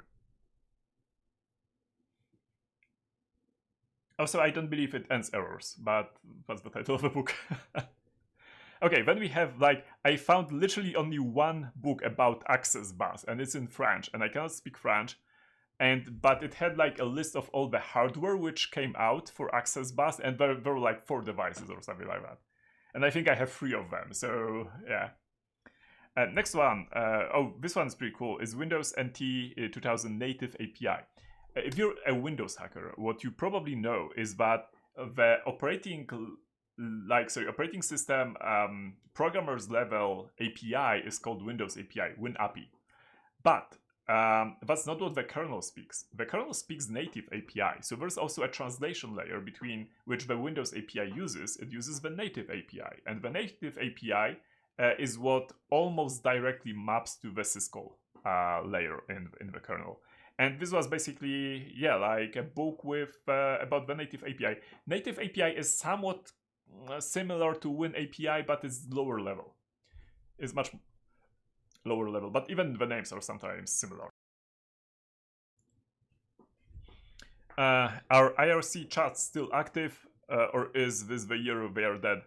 Well, my IRC server, which is connected to our Discord server, actually works well. I know a couple of other channels on IRC work, but that's about it. I have no idea about the rest. Anyway, I was supposed to answer off-topic questions later on. Then we have Undocumented Windows by Schulman, Maxey, and Pietrek. Super old book, again. If you're into Windows internals, especially the old ones, then yeah, otherwise it doesn't really make sense for you to get this book. Zero Day by Mike Rusinovich. Mark Rusinovich, you might remember I told you about him today, about Windows internals. But Zero Day is a fiction book, actually, about hackers and like stuff is blowing up, and like it's pretty fun to read. It's cool. Like, Mark tried his hand in writing several fiction books. Very fun. Next one is Piotr Mańkowski, Cyfrowe Marzenia. I'm pretty sure I read this book. This book is only in Polish. I don't remember what was it about, but I'm pretty sure I read it. Sorry, Piotr, I don't remember what was it about. I'm curious now. What is it about?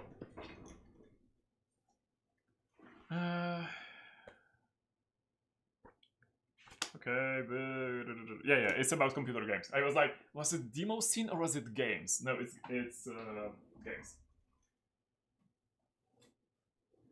So if you speak Polish and you like retro games, then that one is a cool book to read. It's not technical, not in the sense I usually use the word. Yeah, the photos will later be available in the description. Then we have another book about AVR microcontrollers, you know, what's in Arduino, but also other ones, but I don't think this, I think this is only a Polish book. And it's about programming in Bascom, which I have no idea what it is, and yeah. So, yeah, as you can see, I never read it also, because I have still no idea what's Bascom. Stephen Kahn, which is another operating system book, is like, I think there are like 3 different huge books about like the theory behind and algorithms behind operating systems, and this is one of them. Then we have Windows sysinternals administrators reference. So sysinternals was a company which was acquired by Microsoft, and they are known for making a lot of these amazing tools like Process Monitor, like Process Explorer, and like a gazillion other power tools for hackers and administrators. Microsoft bought them at some point, and they are still developing these tools because they are super useful. And this is a book from Microsoft Press about these tools, and it's amazing. Yeah, it's cool. Then we have Power Up, which I believe is also another retro game book, and another book is also about retro. It's about the Sinclair, about Spectrum and so on, I think. So I think, or maybe the company. Let's look at both. Okay, so Power Up looks like this. And it's Unlocking the Hidden Mathematics in Video Games. Oh, yeah, I know this book. I shouldn't have skipped through it so fast. Yeah, I can recommend it. I also have another one about speedrunning, I think, like the science behind speedrunning, which is cool. And this one is, yeah, the Spectrum, as I said, the story of singular spectrum in pixels. In pixels, meaning there are a lot of images. There we go.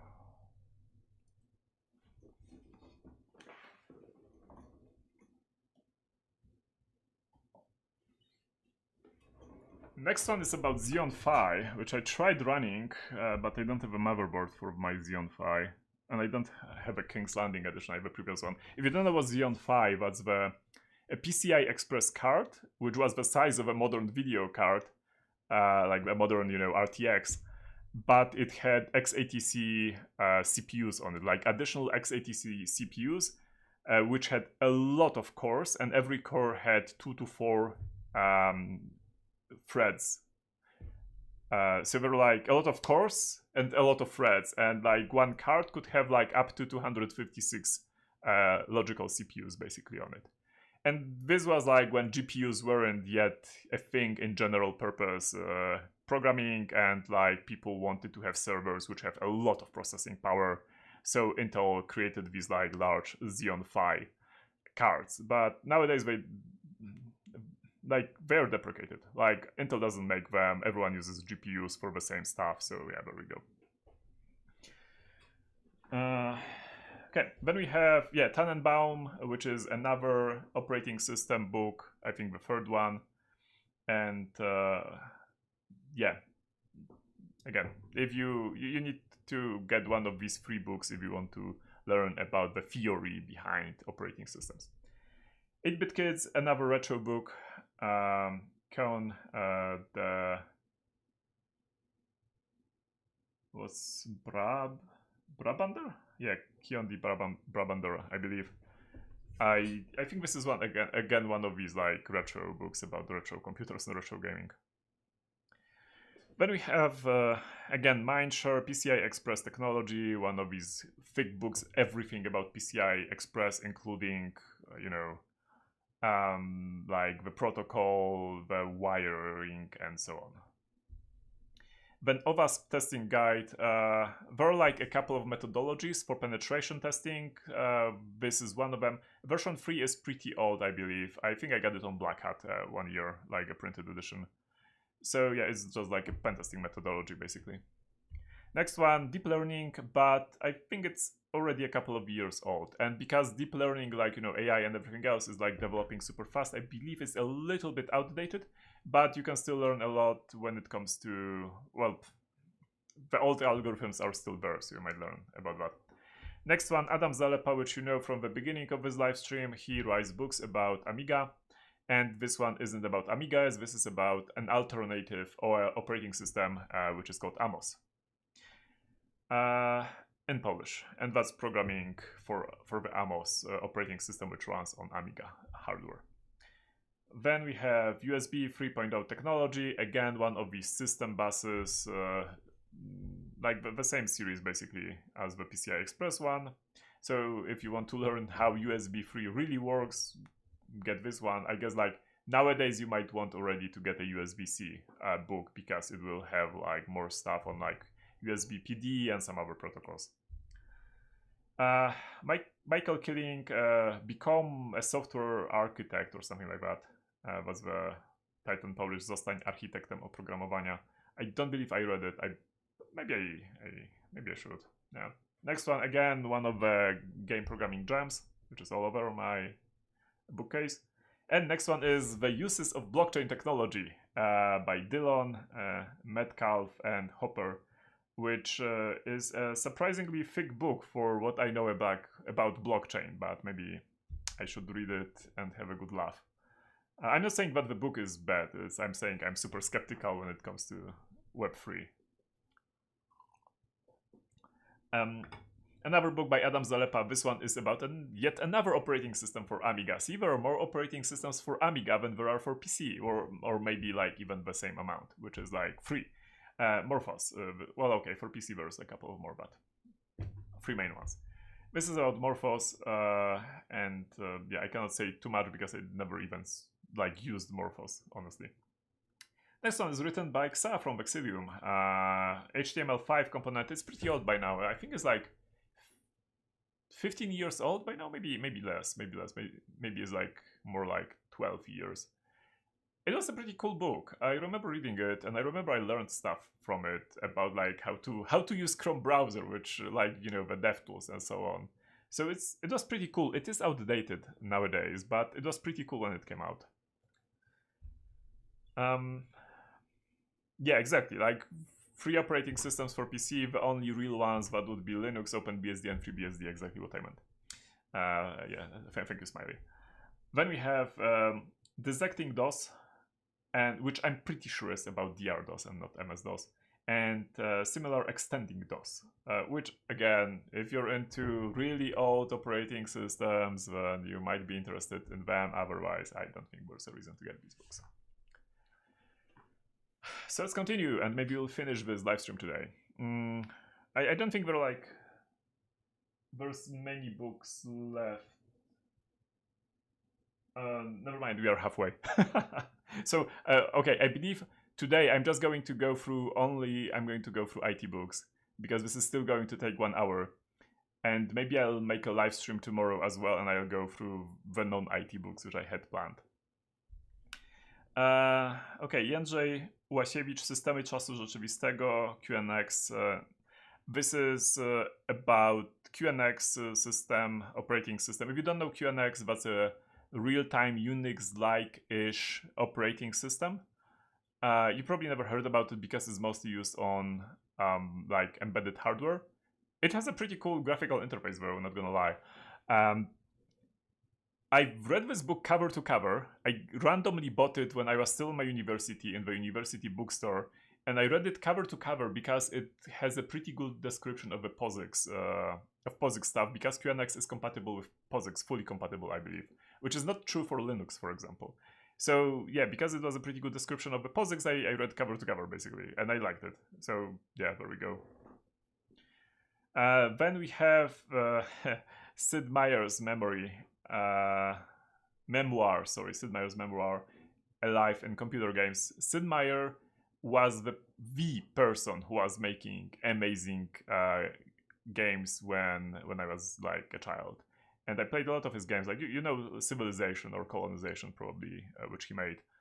And yeah, so again, it's one of the books about like retro gaming, but this one is about this person in particular. Next one, Tomasz Bielski Pamięć, which is Memory. Again, a book which I read cover to cover. This is about storage media, basically, you know, like hard disks and like CD-ROMs and stuff like that, and floppies. It's pretty amazing. It's available only in Polish, sadly.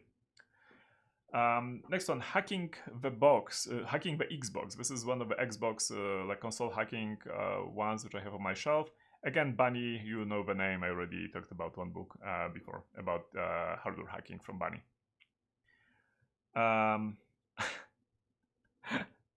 I just read the chat. Yeah, I'm not going to read it. Verilog by example, a concise introduction for FPGA by Blaine C. Riedler. I think I actually read this book, and it was, as the name implies, Verilog. Verilog isn't a programming language, it's a hardware description language, let's say. And yeah, again, if you want to understand low-level stuff, learn FPGA a little bit, be it from this book, be it from another book, but it's good to know. Next one, Understanding Cryptography. This book, I believe, I didn't read this book, but I believe this book is highly recommended by multiple people. I've heard about it, so it's one of the books which is recommended for people to get when they're just getting into cryptography. Next one is the most amazing book about reverse engineering, but it's only in Polish. It's the book which I was the project leader, like TPM, project manager, basically, of. And was the Praktyczna Inżynieria Wsteczna, which translates to English to Practical Reverse Engineering, but I believe there's also another book by Bruce Dang under that name in English, so don't confuse these two books. This book was written by 12 authors from the Polish security scene, basically. And they are like from introduction into reverse engineering into like a case study of hacking, like some Cisco stuff by Piotr Bania. So there's like a lot of cool things there, but it's also a little bit outdated. It's from 2016, so it's already 8 years old. Next one is the design and implementation of FreeBSD, which I have not read, but is one of the internals of operating system books, so that's why I have it. Next one, Szkoła Hakerów. There was a lot of drama about the school of hackers in Poland in late 2000s, I believe, and I have this book on my shelf for comedic purposes. I don't, if I remember correctly, what they were selling books, video courses, and also doing a lot of drama. And initially there was a lot of drama with them because their marketing sucked and was really bad. But actually their content was written or ghost written by really good people who knew what they were writing. So that was a shame, right? And later on they were like kind of distancing themselves from the past marketing, but and they had some pretty cool stuff. I did like an really in-depth review of one of their books about Windows, and I'm saying an in-depth because there was like I was a moderator on one of the hacking forums in Poland, and there was like a huge discussion between people from this publisher and between hackers who were basically like saying that, yeah, like, well, I don't know to use bad words, okay? But they were saying that, yeah, like, we don't like your books, and we don't like what your marketing, and we don't like you. So I was like, okay, I'm going to, like, send me the book, and I'm going to go in depth through it and do a review. Like, you know, and I don't mean like a review of a book. I'm going to check if you have written the content of the book correctly, if there are mistakes, and so on. It was a pretty good book, honestly. Like, not gonna lie, there were like no major mistakes. There were some mistakes. I think I've created a report basically out of everything which I found, on which pages and so on was the issue, and like published. But I was like, yeah, it wasn't terrible. Only their marketing sucked. So I have a lot of other books from them because they honestly sent me like a whole box of books back then. But yeah, anyway, yeah, next one is ARM Assembly Internals and Reverse Engineering Blue Fox Edition, which let's do a close up. Where is it?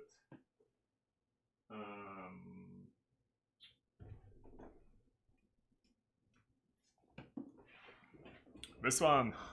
Let's switch. This is a super new book from last year. It's by Azaria Azaria.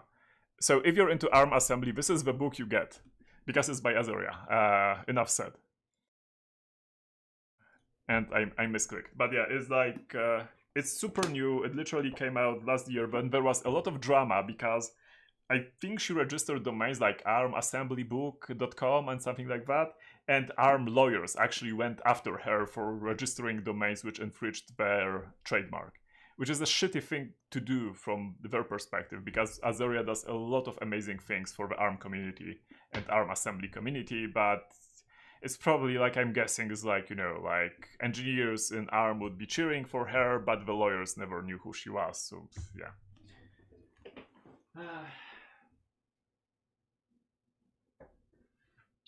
Yeah, sad story, good book. Yeah, she's got you, absolutely. Like, if you were learning ARM assembly in the last 10 years, you probably were using her stuff. Then a short book about like the art of testing software. I don't know what's the English name, sorry, but it has an English version. Okay, Art of Electronics again. Then the new Turing Omnibus. I have absolutely no idea what this book is. We are going to check.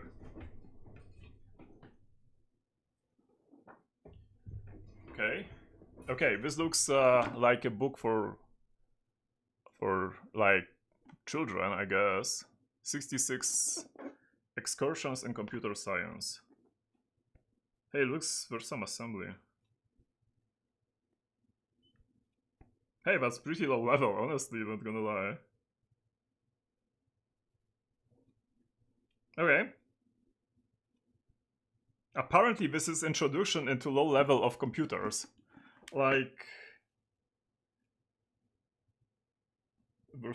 Hey, maybe I should read this book. I like revisiting basics from time to time because I always learn something. Just like, look at this, for example. This little diagram of like a multiplexer. Hey, that's a cool book. Actually, it looks pretty awesome. I should mention that nobody is paying me today to advertise any books.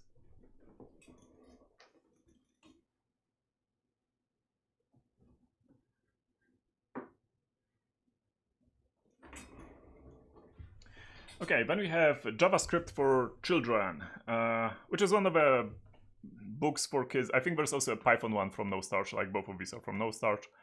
I think I obviously didn't read it. I just like looked through it and it looked fine. Like if you want to get your child to be interested in programming, I believe it's better to get them this kind of book where it's all fun games and not something more hardcore. Next one is from Piotr Wasylczyk. Prezentacje naukowe, which is scientific presentations or scientific lectures, I guess. And it's a practical guidebook. I think I looked at this book a bit, but I never read it. Maybe I should read it. Maybe I should write a book about it. I've done so many presentations, I mentioned at the beginning, that maybe I should. And I usually get it.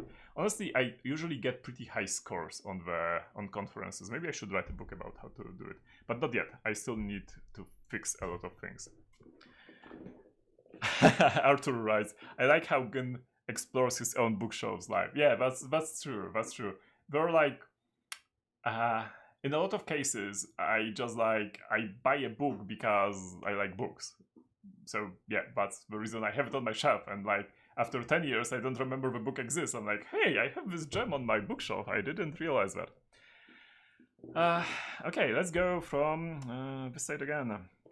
Rootkits and Bootkits by Matrosov, Rodinov, and Bratus. Reversing modern malware and next generation threats. I guess if you're serious into reverse engineering, you probably need this book. I think it's a little bit like it has a couple of years already, but the topic of rootkits and bootkits, it's like especially bootkits, it's fully amazing, and together with like with Windows internals and some other stuff, like this makes a nice set basically. This click together well. Stewart, Concepts of Modern Mathematics. I've heard this is a classic, and that's why I got it. I obviously didn't read it. Practical Doomsday, which is another book from Michał Zalewski. It's not IT. It's about a prepper's guide to end of the world. But yeah, like with with some sounds. I haven't read it.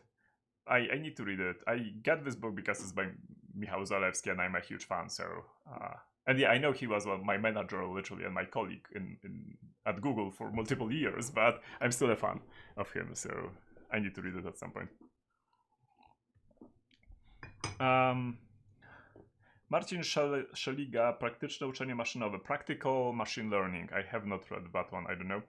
These books here, however, were back in the days. You could literally ask Intel to send you the set of books, and they would just send you a set of books for free.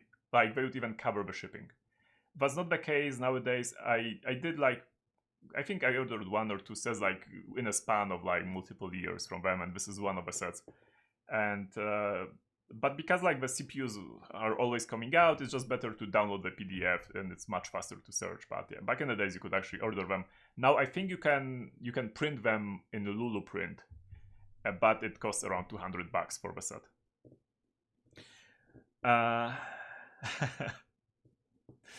Yeah, I am seeing on the chat that some people have also these books. It was like also, I don't know if you know, folks, but when Canonical was like starting with Ubuntu, they were also doing something similar. As in, if you could just write to Canonical and they would send you a box of 100 CDs with Ubuntu installer, and you could just hand them out to friends. This is how I basically get to know Ubuntu, because my brother actually ordered them. Okay, and this book is, I'm going to show you this book. Because this is the first book I learned programming from. And Atari Basic. Well, I didn't learn it from this exact copy of the book, because I learned it from a copy of this book. Copy, by copy I mean like, you know, like a Xerox copy or whatever you call it. It's yeah, it's like Atari Basic. What can I say? Like, it's pretty nostalgic for me, and honestly, I couldn't read what I was learning from it. So what I could do is I could, like, you know, like get the listing and start typing it in and then start experimenting, because I knew the letters, I just couldn't read words. So that was how I was learning programming. And then, like, a few years ago, I think like 10 years ago, I bought, like, you know, not a copy of the book, but the actual book. I still have the copy somewhere though. Good times, good times. And the book costed, according to the cover, 550 zlotys, which for modern Polish zlotys was actually 5 zlotys, which is nothing. It's like $1, $1.50 maybe. Okay, let's continue. Then we have computer organization and design. This is, oh wait, am I? No, is it the book I'm thinking about? I think it is the book I'm thinking about. No, it's not. Yeah, okay.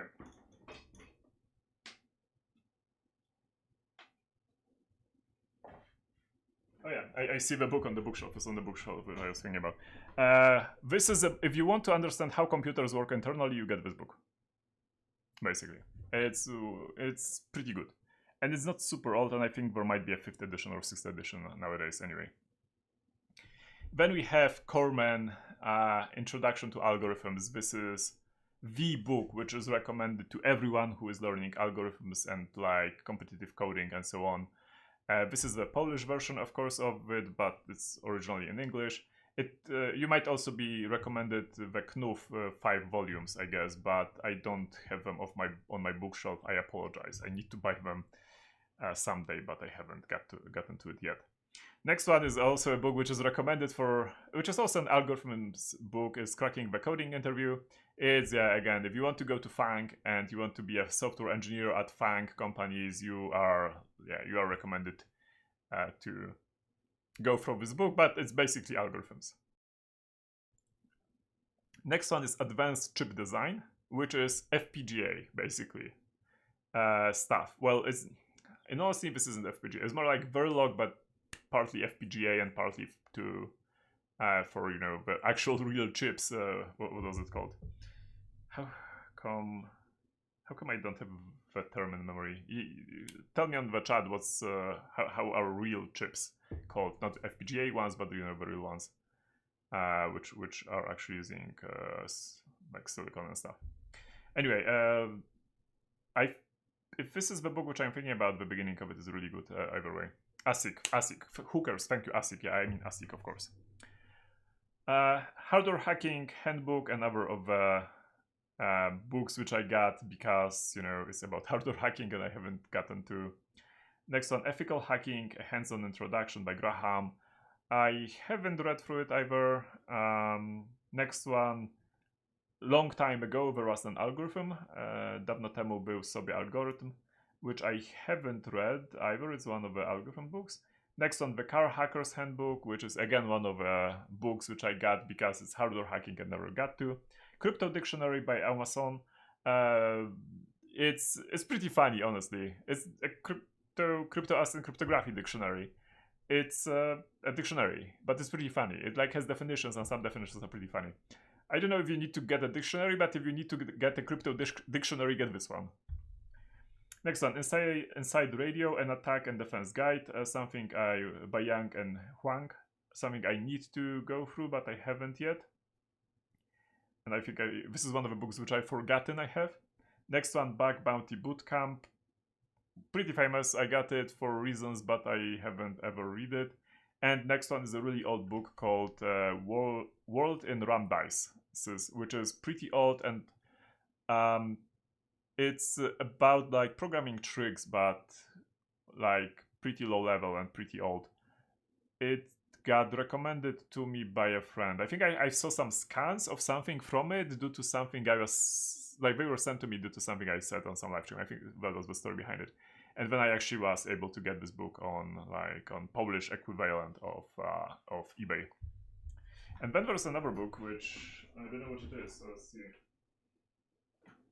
This is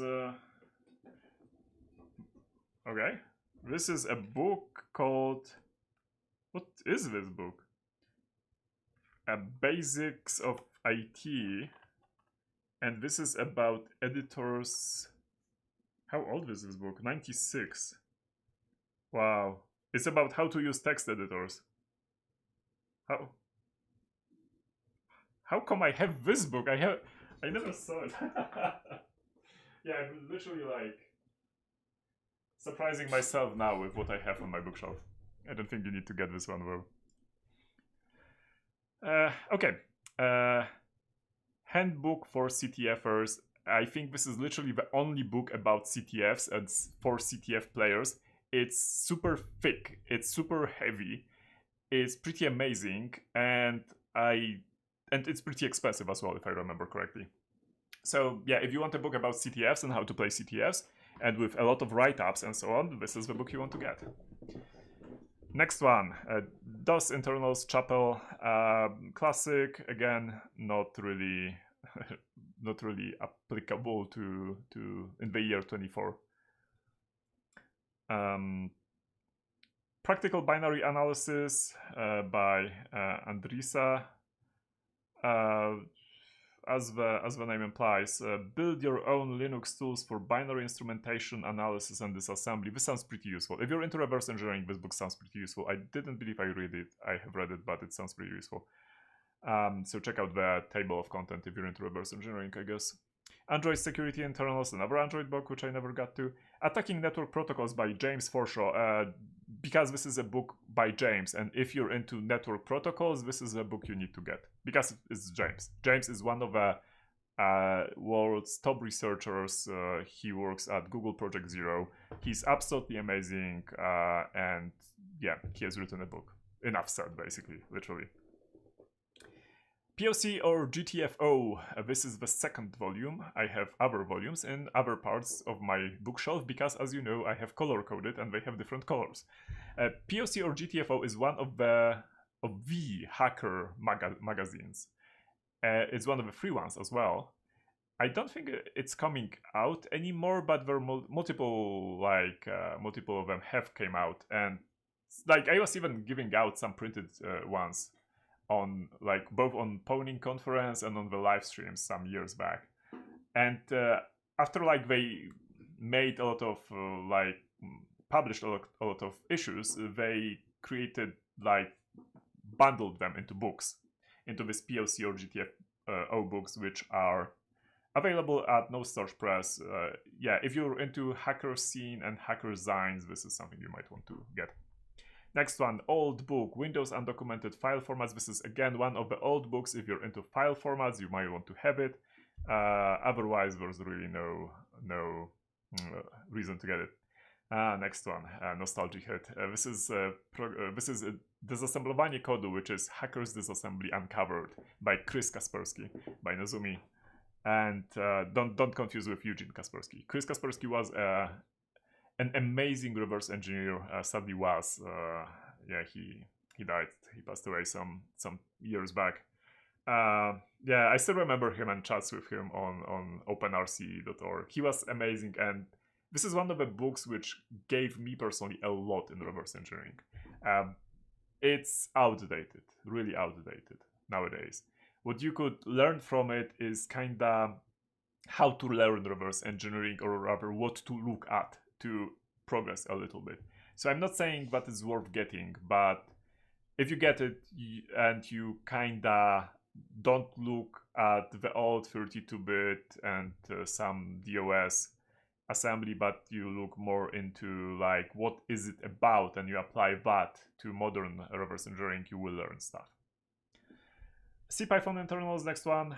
Your guide to the Python 3 interpreter, first edition. I have not read it, but it's about CPython internals, so I got it. And I love CPython, playing with bytecode and so on. Actually, we are gathering articles for paged-out 4, and I have already written an article about CPython internals for it. So, well, about some changes in the bytecode. So, yeah, there we go.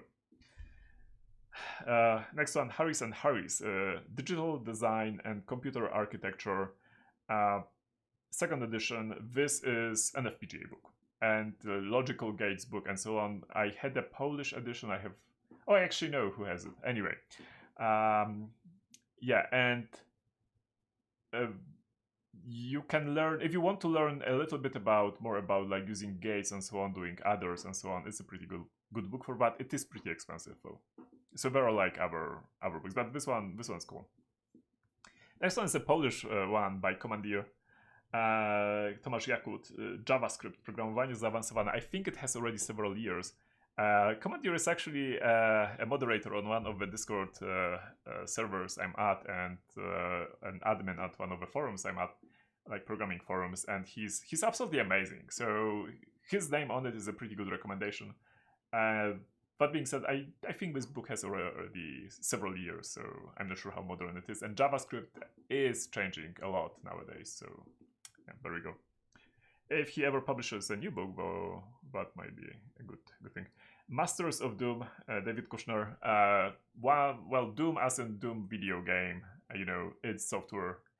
If you're into, again, stories about old video games, this is a good book to read. Next one is Artificial Intelligence by Melanie Mitchell. I believe I read this cover to cover when I was at the beginning of last year, when I was like catching up to artificial intelligence and development, and it was a good book. I liked it. It's more high level. It's not like super technical. So there's like, you know, no in-depth like descriptions of how you make a transformer or like encoder or whatnot. Or how like you implement your own neural network. It's more like a high-level overview of artificial intelligence, and I can recommend it. It was cool. It would be Melanie Mitchell. Okay, then we have Klaus Schmech, Cryptography.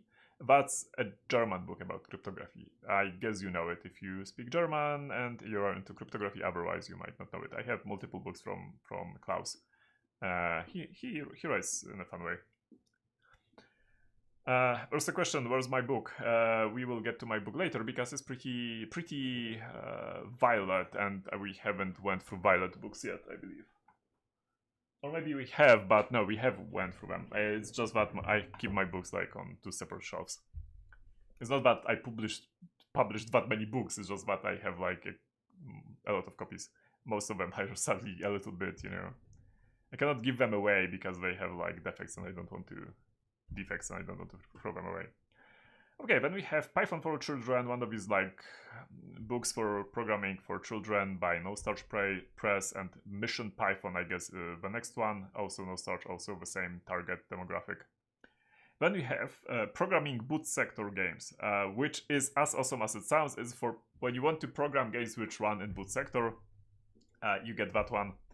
The Oscar Toledo, I don't remember who was the publisher, but yeah. Then Exploit, which is another German book. Yeah, that would be Code Herten, Bugs analysieren, Hacks verstehen. I bought it because it's in German. I'm learning German, so I decided, hey, I know actually what this book will be about, but I don't know the language layer, so that's why I got it, and I read parts of it to, you know, pick up a little bit of German terminology. But we have Box 2D, Fizyczny Świat Pudełko. This is a Polish book about Box 2D. Box 2D, I'm not sure if it's, Box 2D. I'm not sure if it's a library which is still used, but back in the days, like 10 years ago, that was the library which you were using when you wanted to have physics in your 2D game. So that's a book about it. Next one is an old book about shaders for OpenGL, like GLSL. I'm not sure how recent it is. Some stuff changed there as well. especially in a couple of last years, especially when we went into ray tracing, like RTX and stuff. Then we have C++ 17, STL, like standard library, receptury, which is like recipes, by Golowicz. I think this is a Polish book. I don't believe I went through it. I was supposed to, but I never got to it. Another nostalgic hit, Eliam Reversing Secrets of Reverse Engineering. This is a book I was learning reverse engineering from. It's pretty old. I think it's 2003-ish, something like that. So yeah, I don't think it's up to date much, but it was a good book back then. Beautiful Code, one of these books which are for like if you're a good programmer and you want to learn a little bit how other programmers think and work and what do they admire, like you go for one of these books. And then another steganography book called Data Hiding. I think I read parts of it, but it's again data steganography, and I don't remember if it was like super interesting. Oh, I actually have from Pietrek System Programming Secrets, Windows 95 System Programming Secrets. I thought I didn't have this book on my shelf. It's pretty cool, but I have it. Then I have Cracker's Data Storm, which is one of these retro books about like, I guess, crackers. I just haven't gotten to it yet, so cannot tell you anything about it. Maybe next year. Then another testing software and practice. I think this is like a second edition of the same book or something like that. This one is by Adam Roman. I'm pretty sure Adam Roman has also like published a huge book about testing, and I'm pretty sure I have it somewhere. Yeah, here. This huge book is like also, it's only in Polish though. It's about testing. I know about this book for a funny reason, because it came out the same year as my book, and both my book and this book got nominated for the Polish, what's it called, Polskie Towarzystwo Informatyczne, Polish Society of IT, something like that, for the book of the year, and actually both our books won. So yeah, it's a pretty amazing book. Then we have arcade game typography. This is about fonts used in arcade games. It's as awesome as it sounds. And it's here. There we go. So you have like basically different games and the fonts extracted from the games and how they look. If you're into pixel art and into stuff like that, yeah, like this is cool. This is cool. If you're not into that, you'll be like meh.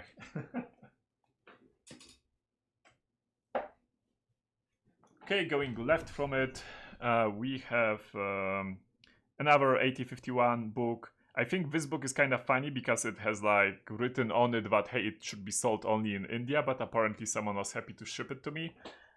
So that's fine, I'm taking it. It's this book is like a lot of sites on the internet, if you're looking for 8051 information, are actually like scans from this book. And I decided that, hey, maybe I should just get it because it's pretty good, pretty cool, and there's a lot of information there, and it's by Mazidi and McKinley.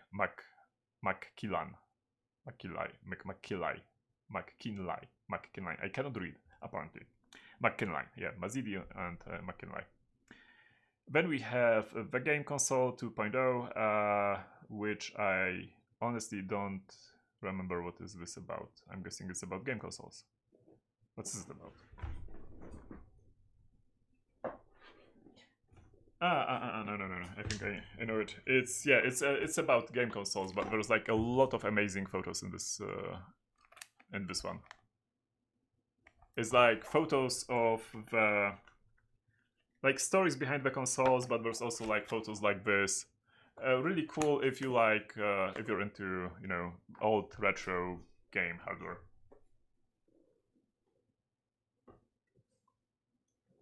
Okay, have I read all these books? No, and as you can see, I honestly didn't even know some of them existed on my bookshelf. I've read some of them, but that's it. Okay, let's go on the right side. Another POC or GTFO book, then another Klaus Schmich. I guess Schmich. Klaus Schmich is the way to read it. Like a book about cryptography and so you cannot see it. Sorry. Yeah, another book about cryptography, a third volume of POC or GTFO. Then Logic and Computer Design Fundamentals, 5th edition, which is Do I have 2 copies of this book? Maybe I have 2 editions of this book. I think we already looked at it like some time ago. Didn't we? I'm going back. Maybe I'm tripping. Maybe I'm thinking of another one. Yeah, Logic and Computer Design Fundamentals. This sounds like another of these books which you want to buy if you want to understand how computers work. That's Mano, Kime, and Martin. Then there's a book which I don't see. Ah, yeah, RTFM. That would be this one, Red Team Field Manual, which has like a lot of like how do you use like ARP ping or like wine or like, you know, like commands which are super useful during red teaming and penetration testing.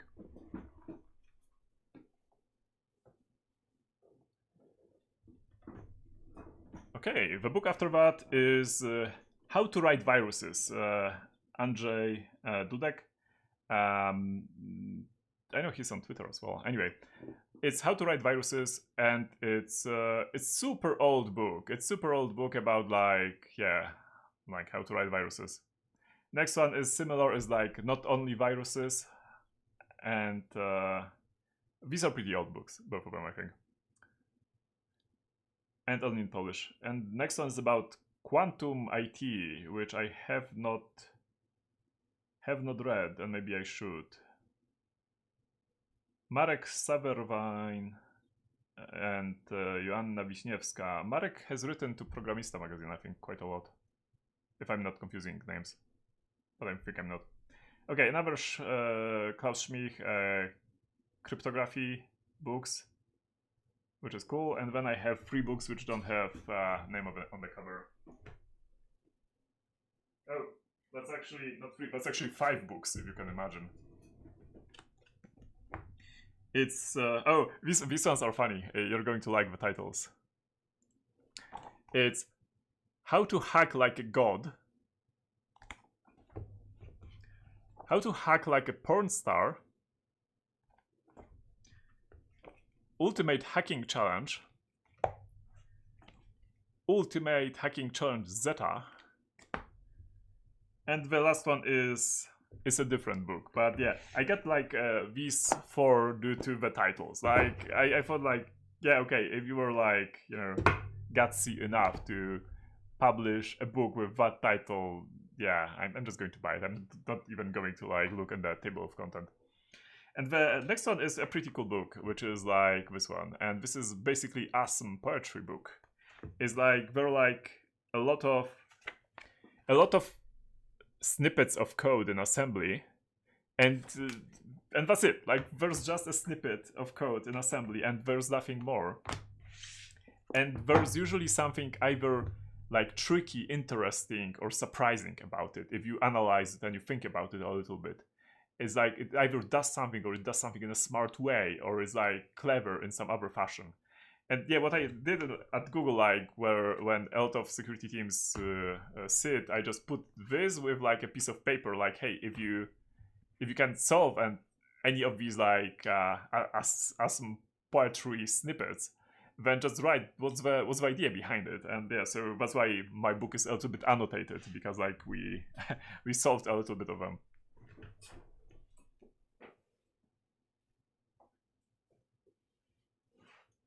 Yeah, I'm honestly a huge fan of that book. It's pretty cool. Okay, then we have Car Hacking, another Beware of Car Hacking, which is another hardware book, and the Pentium Chronicles. The Pentium Chronicles is an interesting one. Sorry, let me switch back here. The Pentium Chronicles is about Pentium 2. Pentium 2 was pretty surprising when it came to architecture, because Pentium 1 was a typical x86 CPU, right? So there was like 286, like 386, 486, and then there was a Pentium, which people were joking that it's called Pentium and not 586, because when they took 486 and added 100 to it, they got 585.999999. So that's why it's called Pentium and not 586. But Pentium 2 actually did a smart thing. It switched from the CISC architecture into a CISC plus RISC architecture, where actually what the CPU, modern CPUs, x86 CPUs are executing, they are executing not the assembly which you write, which you see, well, some of us write, some of us see, but a microcode for that, which is RISC microcode. And Pentium 2 was the first CPU which did that. And this Pentium Chronicles book is a book about how it came to be, basically, because that was a pretty ambitious, pretty interesting project. It's pretty cool. Why would you exchange a register with itself? Yeah, that's literally the NOP instruction. Konstantin Alex is correct on the chat. That's literally like an alias to the NOP instruction. The NOP, like no operation instruction, has exactly the same opcode, like machine code, as exchange EAX. It's like the same encoding. Okay, then let's continue. This is a cool book, by the way. If you're into CPU history, it's a cool book. I didn't read it cover to cover, but I read a lot of it. Then this, I don't know, I could joke that I got this book because it has the worst cover, like, design, or rather, like, what's it called, like, the back side cover? What's it called in English? Somebody tell me, please. Design ever, because, like, what does it say here? Operating system, free, what? Free easy press. I have no idea what this book is about. I'm pretty sure I got this book because it's about operating systems, and that's all I know. But it's absolutely terrible. Like, what happened here? Spine, thank you. Then we have... oh, that's an old book about kernel of the Unix system, operating system. And then we have two kind of new books. One super new from like November or October last year. Or maybe September last year, something like that. Which is Wprowadzanie do bezpieczeństwa IT, which is Introduction to IT Security. I'm the author of the first chapter in this book, which is on ethics in hacking. And it was published by a lot of Polish security experts, and there will be 2 more volumes, or 1 or 2, I think. And the other one is Bezpieczeństwo aplikacji webowych, which is web application security, which is also available. Both are available only in Polish, sadly, but they are really good books written by a lot of smart people. My intro to this book is written by me. This one, yeah, it's a little bit off topic, okay, but I liked it. Okay, then we have physically based rendering, which is, if you're into ray tracing, I don't know if I will be doing any more ray tracing live streams, sorry, to like answer that question, but if you're into ray tracing and rendering, this is a book you might want to read to improve basically the quality of your renderings. Then there are 2 books which I have no idea about, so let's see what are they. 2 secret books, and the secret books are, I could have expected this. I have not expected it, but How to Hack Like a Legend and How to Investigate Like a Rock Star. I should have expected these books here.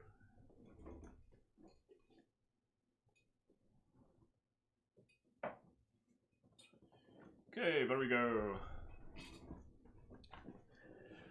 Then we have I Was, which is a book about Steve Wozniak, which is one of 2 Steves which created Apple. Really good book, I recommend it. It's hilarious. Like, this guy's hilarious. He's amazing. Yeah, it's a lot of fun. Like, just get it. Honestly, it's fun. You'll enjoy it. Then I have, again, Intel manuals, but these Intel manuals are like 89, I think, or 90, like 1990. Which makes them pretty amazing because they have some information about 286 and 386 CPUs, which are no longer available in the modern manuals. And they were a little bit more in depth as well. Like, there were like some protocol between the coprocessor and the CPU and so on. They have some information which the modern manuals don't, and this is why I have them. I got them from Pia. from Adam. If you know, you probably know Adam if you're into like PKL, if you're into security. He has done a lot of amazing work.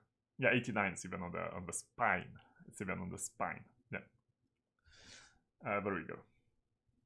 As the chat rightfully points out. So let's continue. Then we have mathematics for 3D game programming and computer graphics. It's pretty useful if you're getting into like 3D graphics. It's pretty useful to get one of these books because a lot of math still applies, honestly. Next one is A Guide to Kernel Exploitation. I think I read part of it. I don't remember. It's a rather old book, though, if I remember correctly.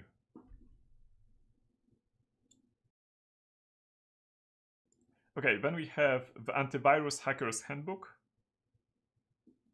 which is, yeah, it's a good book to read, especially that security industry has a real problem with making secure software. I'm not sure about if this is what this is about, but this just reminded me, yeah. Who's the author of the kernel exploitation book? That would be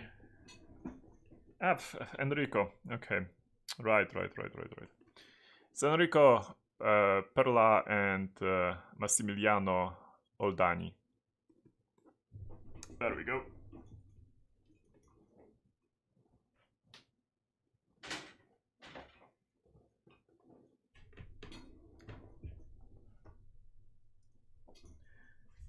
Okay, then we have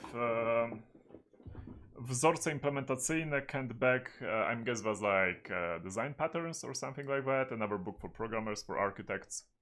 Then we have Ataki na sieci bezprzewodowe teorie i praktyka. This is one of the School of Hackers books, by the way. Then we have The Smart Girl's Guide to Privacy by Violet Blue. Violet Blue is a pretty well-known name on the scene, honestly. I don't think I read this book. I need to probably go through it. The Old New Things, Raymond Chan. From, for whatever reason, not Microsoft Press, which is weird, because The Old New Things is a blog, a Microsoft blog, basically, about amazing stuff which you can find in Windows. If you're a Windows programmer or even just a Windows enjoyer, subscribe to Raymond Chan's blog, The Old New Things. It's amazing, and this is basically his blog posts put together into a book and published. A pretty old one. I think I got this book like literally 10 years ago. Okay, let's restart the stream. Okay, and let's see if it goes back. Let me know in the chat if it works now. Perfect. Then there's like wirusy, rozpoznawanie, obrona. This is like viruses, detection and protection, something like that. Or defense, detection and defense. It's a rather old book. Again, I'm not sure if this publisher even exists now. So yeah, there we go. Then we have another Android Hacker's Handbook, which I didn't get to. DirectX, rendering w czasie rzeczywistym. Pretty old book. I didn't read it. I read the math part of it, math for 3D programming, and that was somewhat interesting. Next one is like, it's by, what is the, Jeremy Brin. This is digital lighting and rendering. I guess if you're into like digital graphics, you might want to read a little bit about like digital lighting. It's pretty useful to know some stuff. Then from Adam Ziaja, we have Praktyczna analiza powłamaniowa, which is practical forensics. This book is available only in Polish. It was written by one of the Polish security researchers who deal a lot in forensics, like basically with computer forensics. Yeah, like everyone knows Adam Ziaja, I guess, in Polish scene, I guess. Anyway, but we have Podstawy TCP/IP, which is basics of TCP/IP. I read this cover back to back when I was on my university, when I was learning TCP/IP. It's pretty old nowadays, but I guess TCP/IP didn't change that much in terms of basics. I'm not saying that it didn't change at all, but in terms of basics. Then Speedrunner Science. A Long Guide to Short Playthroughs, Eric Koziel. If you're into speedrunning, or like if you admire speedrunning from a technical perspective, amazing book, get it.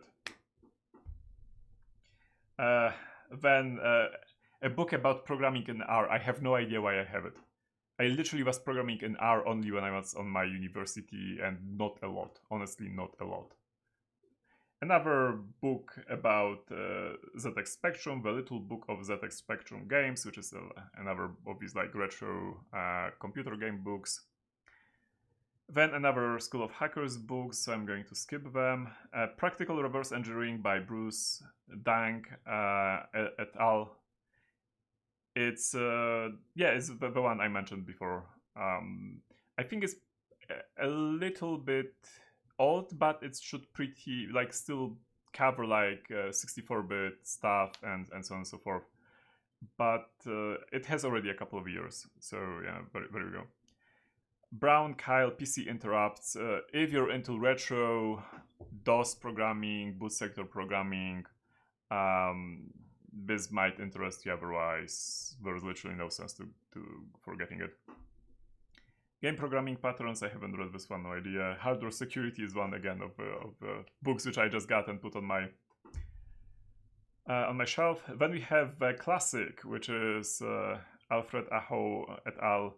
Compilers. I've read this one not cover to cover, but quite a lot when I was on the university and learning stuff. Then we have Racing the Beam. I did read this one cover to cover. Racing the Beam is about so it's like this.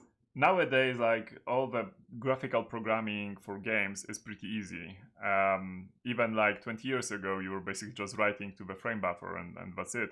But before that, especially on like Atari 2600, what you had to do is you had to calculate the CPU cycles to synchronize your code with where the refreshing of the display of the beam, like basically the beam which is refreshing the display on the TV, is at the given point, because that was like you could actually synchronize it, and your code needed to tell it at the right time, like what color of a pixel to display when. And this is about like that kind of stuff, and also some history behind it, and like about Atari 2600 and so on. It's pretty fun, especially if you're into really old retro computers. And Nicole Perlroth. This is How They Tell Me the World Ends. Really good book. I recommend it, and I recommend reading the blog post which Halvar Flake has written about this book to just see two sides of this.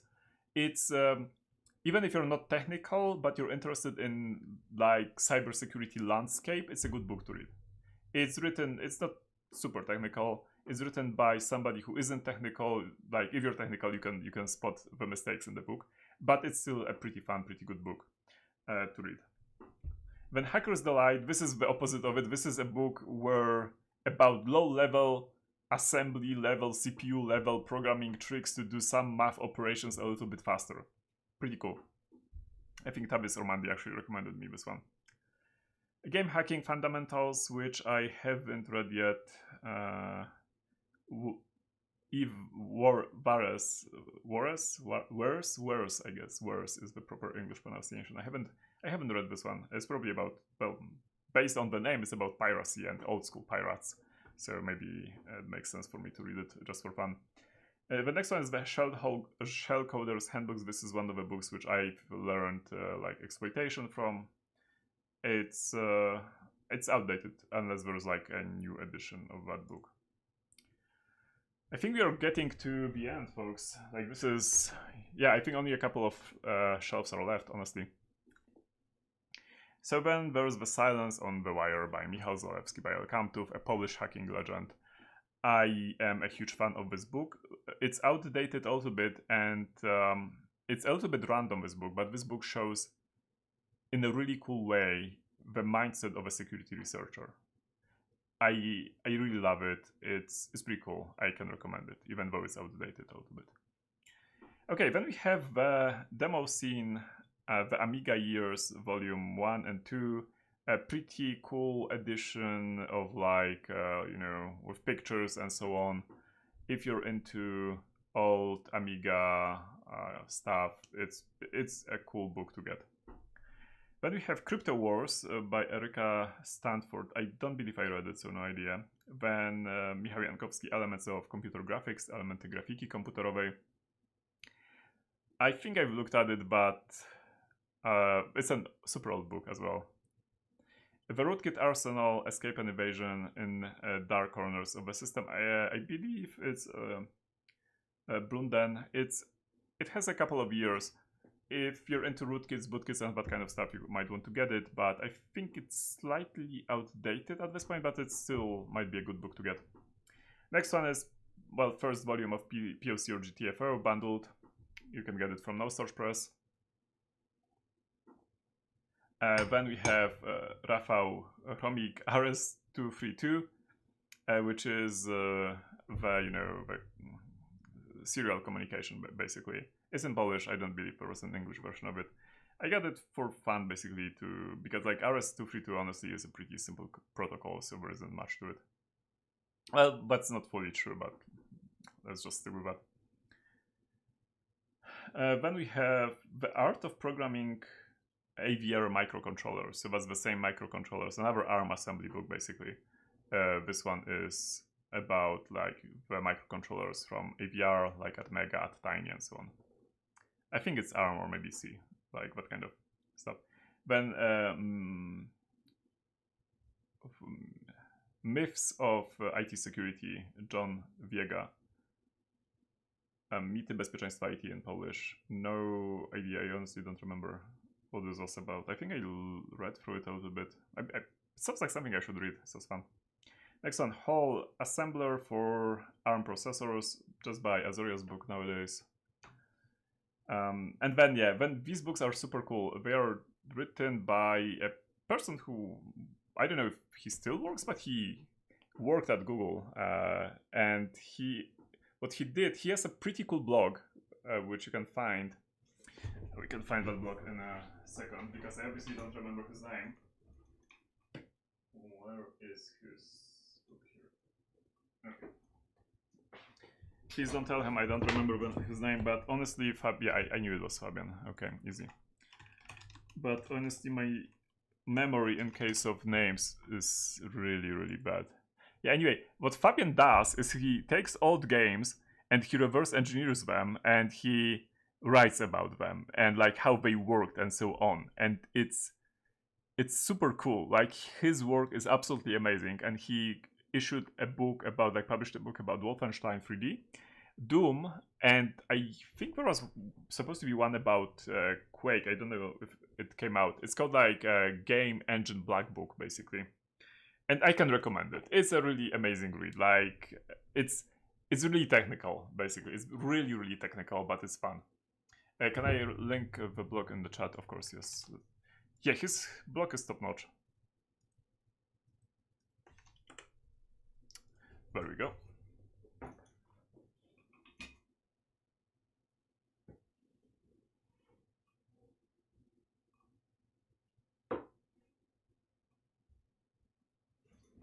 Okay, then we have low-level programming. What is it about? It's about C assembly and program execution on Intel 64 architecture. Wait, Intel 64? It's which year it is? Is it Itanium or is it? Okay, no, it's pretty new. So this means x86 64. I was like, hey, it's Itanium, Intel Itanium. That would be fun. Yeah, it looks like a pretty cool book, honestly. Why didn't I read it? Okay, low-level programming teaches programmers to freely write in assembly language, understand the programming model of Intel 64, write maintainable and robust code in C11. Wow, C11, that's old. And so on. This book says like 7 years, but that's cool.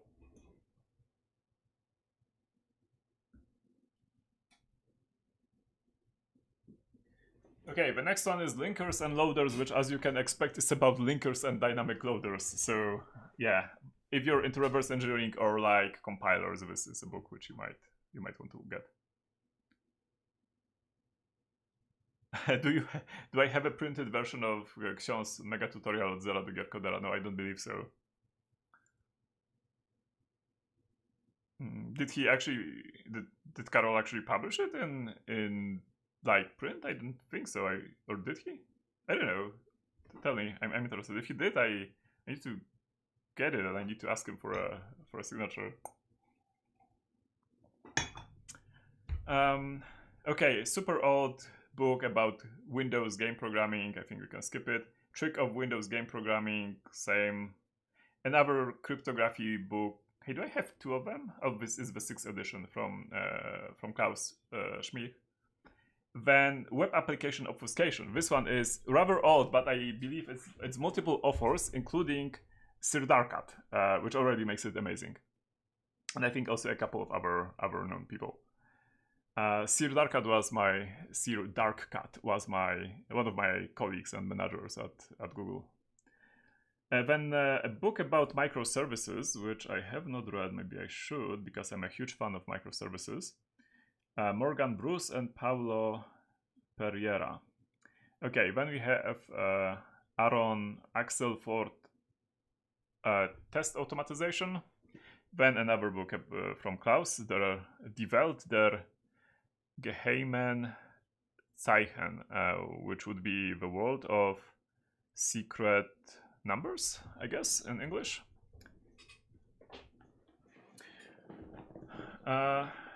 Yeah, then we have an amazing book about making of Prince of Persia. Jordan Mechner created it. I guess if you're as old as I am, you remember the Prince of Persia first games, which looked kind of like this, basically. And they were amazing. So this is a book about one of these retro games, basically how it was made and so on. And next one is a Polish translation of I think it's Click Here to Kill Everyone by Bruce Schneier. It's a pretty new book. I haven't gotten to it yet, but maybe I should start reading it actually. I need to check if there's an audiobook for it. Then reactive systems, design patterns and using them. Kuchen, Hanafe, and Allen. I didn't know I have this book on my shelf. There we go. Inside Windows NT, one of Insider, inside super old operating system books. And then we have two PCB reverse engineering books, Tools and Techniques, and Real World Examples by the same person who did the book at the, which we talked about 2 hours ago, which was reverse engineering PCBs. Which would be NG, and I have no idea how to read his name, honestly, that's why I didn't read it. Eng Keng Tong. Tiong? Sorry, I have no idea. I believe that's a Vietnamese name, but I'm sorry if I didn't place it correctly in the country. I don't know how to read his name, I'm sorry. Okay, then we have the big book of puzzles, which is Matematyczna Bombonierka, which is mathematical pralines, something like that in English. It's a book with math, puzzles basically. Then Informatica Ekonomiczna, which is economical IT, which I have absolutely no idea what is this about and how did I ever get it. No, I know how I got it, because I had at one point basically a subscription for all IT books from this publisher, due to reasons. Because that's my publisher, the publisher not that I own, but that I published my 2 books with. Yeah, that's why I had some weird subscription thingy. Yeah, it fits perfectly, right? It's nice. And then we have The Hacker Playbook, 3 volumes. I honestly have no idea, by Peter Kim. I have no idea what this is. It has hacker in the title, so I got it. Then OpenGL and Shaders, GLSR Shaders by Przemysław KrzaQ. I think these are a little bit old at this point, about shaders and OpenGL and stuff. Then there's my book, as you can see by the logo, which you probably saw today spitting at the beginning, which is To Understand Programming. And practical reverse engineering, which I already talked about.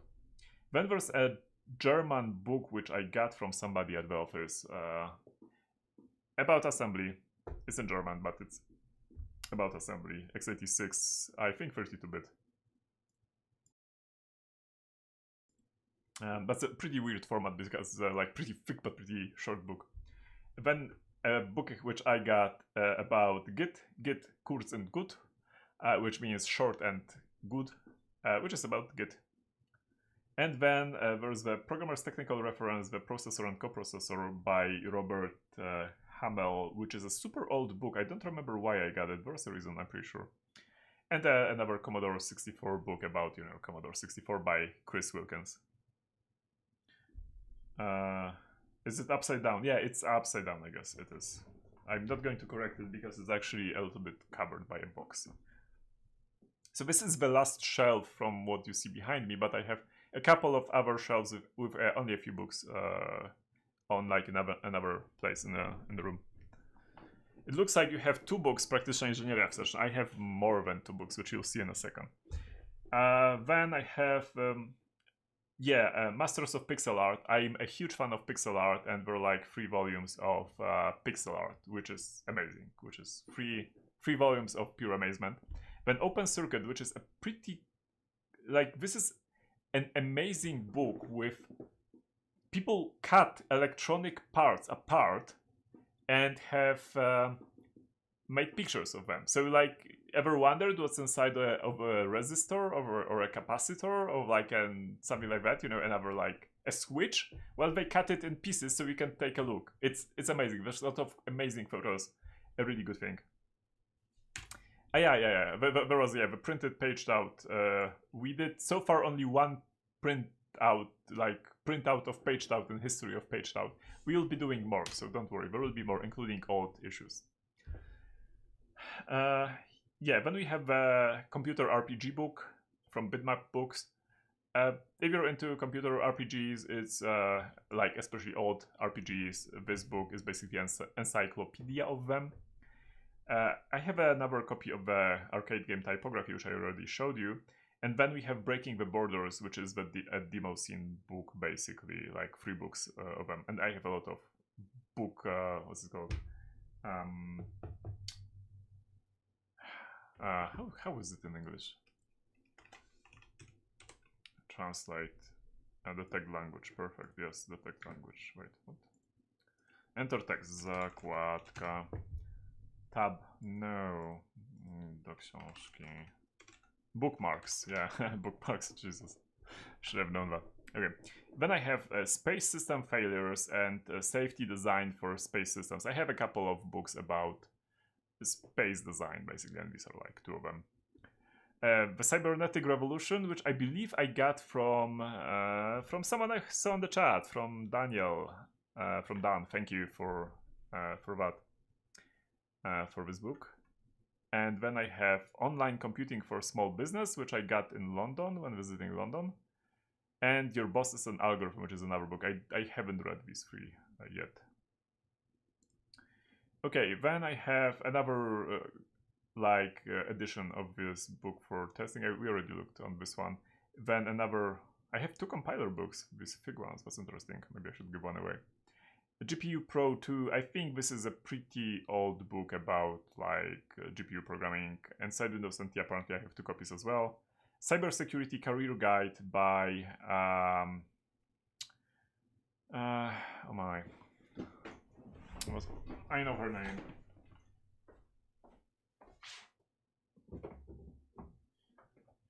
Yeah, Alyssa, obviously, Alyssa Miller.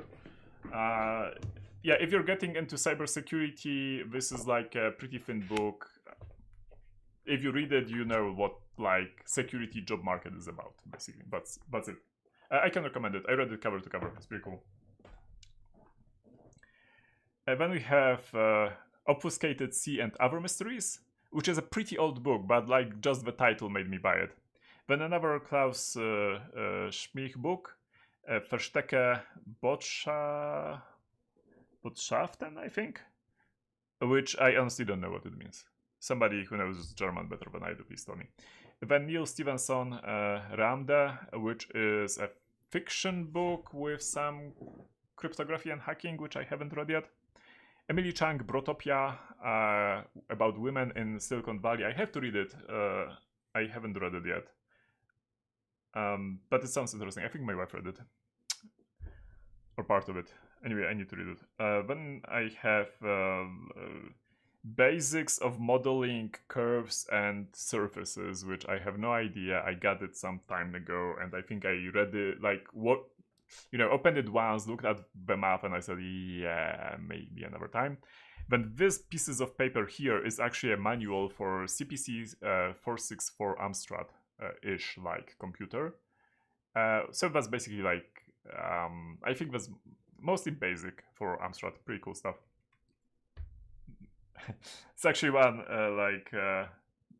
my wife had it when she was young, and now when we married, I actually got it. And yeah, so it was added to my collection. I also got this manual for it, which is not in a great shape, as you can see. Yeah, another book with a lot of my books. And then Game Audio Programming 2, which I know the author of it was at least on the chat today, like a co-author, because it was written by multiple people. Make Electronics, which is another of these books about if you just start with electronics and you want to make some cool little projects. This is a book with cool little projects. Exploracja Danych, which was handed to me on a conference by a couple of really well-known people in Polish security scene, and with like they were kind of laughing when giving me this book and telling me, hey, read it and make a live stream about it, and I haven't gotten to it yet. Then Fuzzing the Machine by Antonio, let me get this book to tell you the name.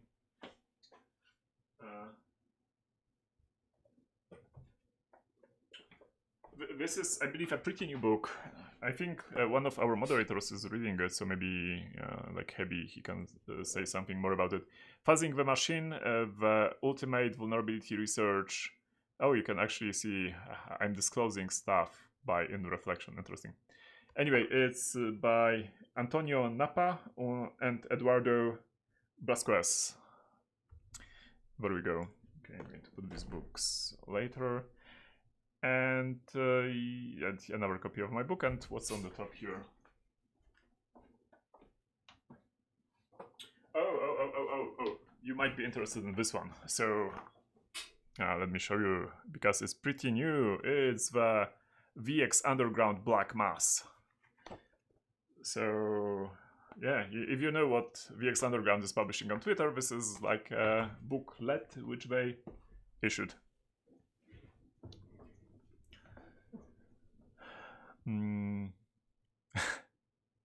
Yes. As you see, I'm a fan of this guy. He like actually is like, I needed to get all the copies of his book. I think these are like first edition, but this isn't first edition. This is like some later edition, like, or rather no, because there's only one edition. Like it's like reprint rather than, you know, edition or version. Okay, then we have Ostrowskie Smaki, which is a cookbook actually. A book about Iron Maiden, so we can skip it.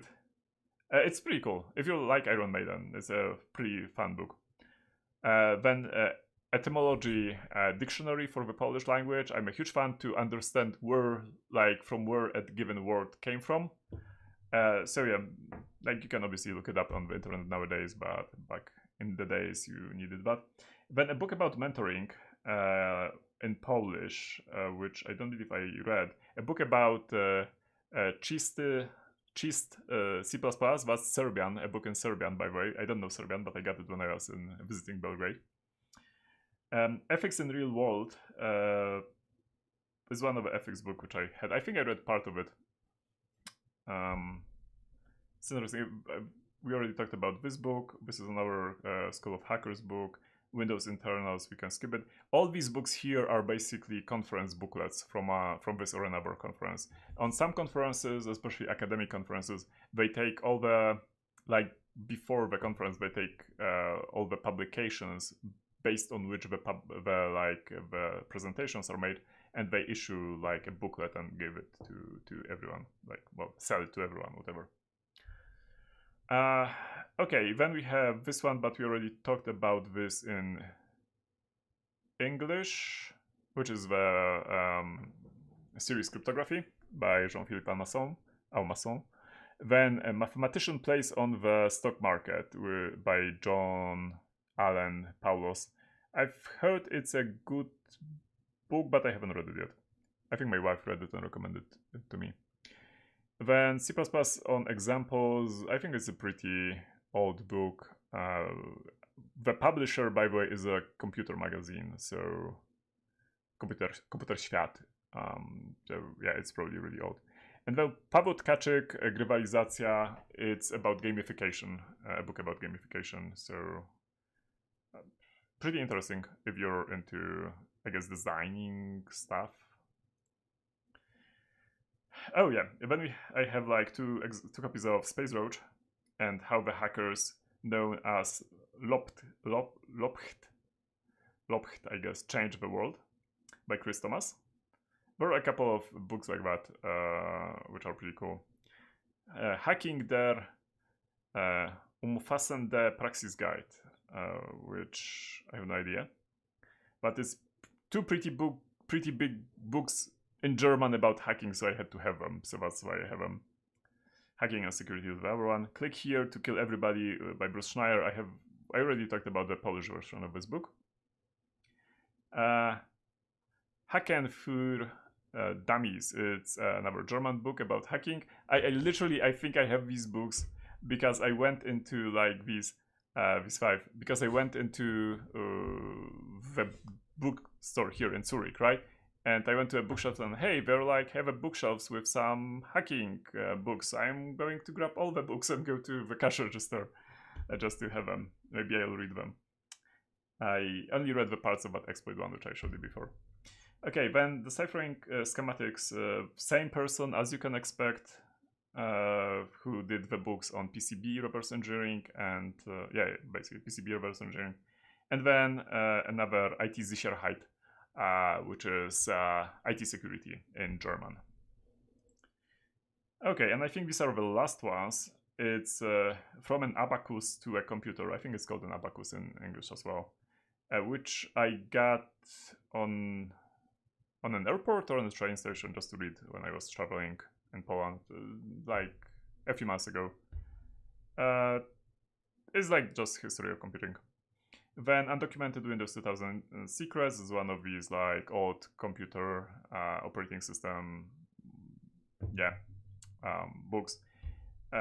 World Beyond jQuery, which is a super old book because it's like jQuery is like, I guess, what's it called, passé? Like nobody should be using it nowadays. But some people still are, which is fine. This is a book about it, I guess. And then Wtonsiach C++, which is one of the, I guess, popular books back in the days about C++ programming in Poland. And then here we have Geralt, Link, and Eddie from Iron Maiden. And in the back we have Jack Black vinyl record. I do not have a vinyl player, but they put so many cool hacks and tricks into that vinyl that I thought, yeah, I need to have it. This is like literally a CTF challenge in a vinyl record. I think that's it. No, oh yeah. There are a couple. These are like overflow books, which I didn't have space to put on my shelf. Let's go from the left. These are books which I got late last year, like I don't know, 2 months ago, from there was the Zurich or Zürcher Vintage Computer Festival, and I met the author there of these books, and these books are about, well, Commodore Inside Story is one thing, which like is another of these like books about history of Commodore, but these are super interesting because like what he told me is that he started doing research into after Amiga died, right, and Commodore died, like who took their like intellectual property rights to their intellectual property, and he started like looking into like which companies, right, and wanted to write one volume about these companies, what happened to them, and he found out that it started to be like really went into fragment. It started to be really fragmented, and a lot of companies claimed to have some part of that intellectual property. And he eventually has written like 3 volumes about it. So I have these ones with author's signature. I need to read them, but I just got them recently, so I haven't gotten to them yet. And yeah, pretty cool stuff. I think I got like literally the last ones because they went going out pretty fast. Then this one is something I got in my mailbox like 2 days ago. It's another Edition 64 publishing book. It's about the logo art in the pixel art times of demo scene. It's amazing. If you like pixel art, it's absolutely amazing. I love it. And this one is something I got from Yuru, from Mateusz, also not long ago. Like, I don't know, 3 weeks ago, something like that. The Microsoft Computer Dictionary, 5th edition, which is a pretty old book, but pretty cool book as well. So I'm pretty happy to add it to my collection. And it's, again, a dictionary, but yeah, it's really interesting. It's like, you know, they define all the stuff, and they sometimes define some things which are not even defined on like Wikipedia. So it's interesting. And I believe this is the end. So if you have been here today with me for the last 3 hours, I applaud you. This is like, it's amazing. How have you done that? So well done. And I guess we can finish it. In that case, I'm going to likely do tomorrow another live stream, because as you can see, I have like a few more shelves with soft skill books. You know what? Let's actually do soft skill, because it's not just like I'm just going to talk here about only a few books. Sorry, let's quickly go through them, because I haven't read most of them, so I can only talk about some of them. So I'm going to focus on the ones which I read, and that would be Extreme Ownership, Jocko Wilkin and Leif Babin, and the dichotomy of leadership. If you're a manager, read these books. They're amazing. Yeah, I can totally recommend them. If somebody is like going into the management role at any point, these are one of the management books which I would read. There are like some really good advice there. Willing. Sorry, Jocko Willing. My bad. Then...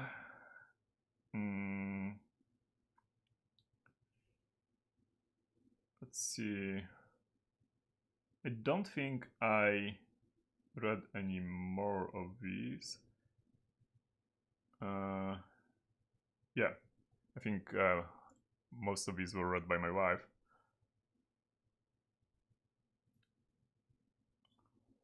From here, oh yeah, Taleb's book, The Black Swan. I recommend this to everyone. This is about Black Swan events, which is like an event which nobody expected, basically, and how to deal with it. But Taleb writes in a really snarky, tongue-in-cheek, fun way, and I enjoyed his books. And the other one is Fooled by Randomness. That would be Nassim Nicholas Taleb. I can totally recommend his books. It's really fun. They're like philosophy books, but they are fun philosophy books, basically.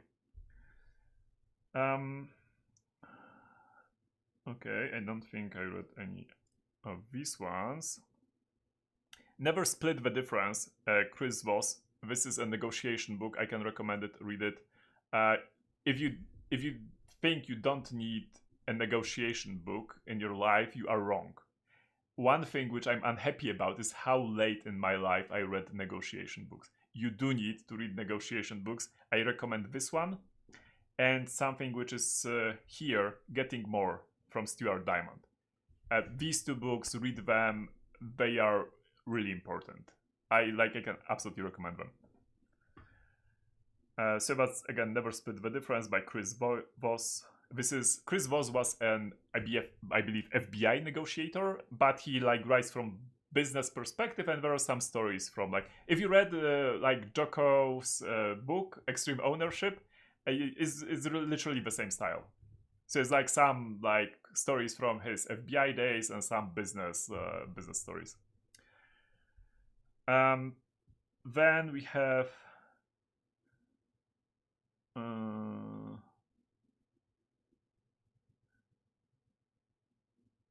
okay. My wife recommends Atomic Habits, by the way. If you're procrastinating too much, she says it's pretty good. Radical Candor, another book for managers from Kim Scott. Pretty good, really good. I think I need to reread it before my reportees start yelling at me that I suck. I remember these are psychology books. My wife has masters in psychology, so on our shows there's a lot of psychology books basically. She said that Oliver Sacks books are pretty fun. Okay.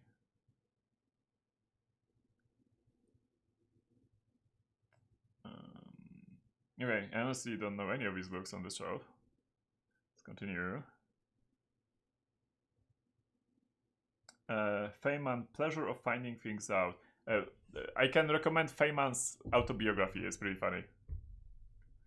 Then this one, Robert Cialdini, Wywieranie wpływu na ludzi, but influencing people in English, something like that, like Introduction to Influencing People or anything like that. It's like, you need to read it. You need to read it because like literally every salesman you meet is using techniques from this book to social engineer you. And you just need to be aware of that. And this is why you should read this book. Robert Cialdini is a psychologist, and he was basically started noting down the techniques which people were using to trick him or into buying something or things like that. And he has written a book about it, and it's a good read. It's like a page turner. I really liked it. What was the FBI negotiating book? That was the Never Split the Difference by Chris Voss. I've heard good things about Naked Statistics, but I haven't gotten to it yet. Another Feynman. Okay. Wow, we have a lot of books about time. Zimbardo, yeah, that's psychology. Okay, and then that's it. I've read some more soft skill books, but I don't think we have them on the shelf. And for fiction, in case of fiction, we are not going to go through them today. There is, a lot of them. So let's just do another live stream about them. So, which kind of means we can wrap it up for today. So thank you for being here with me. If you have any questions, if you're not on the chat right now, just feel free to write them in the comments. And let me quickly go through some of the questions which are on the chat in that case, and we can wrap it up.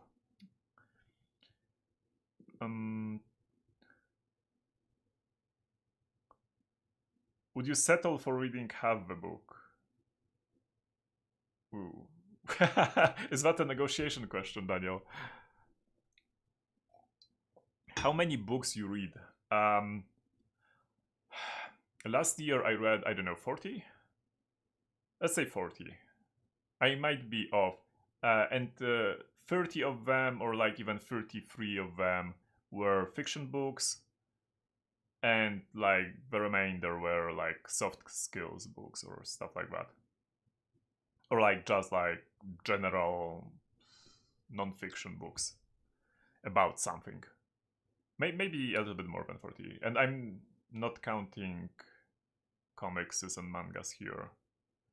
I cannot I'm not even close to my wife though. Arashi reads, I think, around last year she had over 100, I think 120 books, and that's not counting mangas. She reads a lot.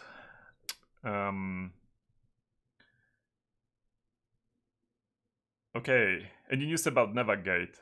No comment.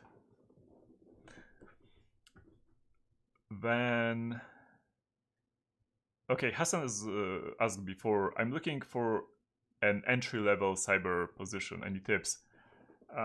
It's a hard question. I did talk about one of cyber security career guide by Alyssa Miller.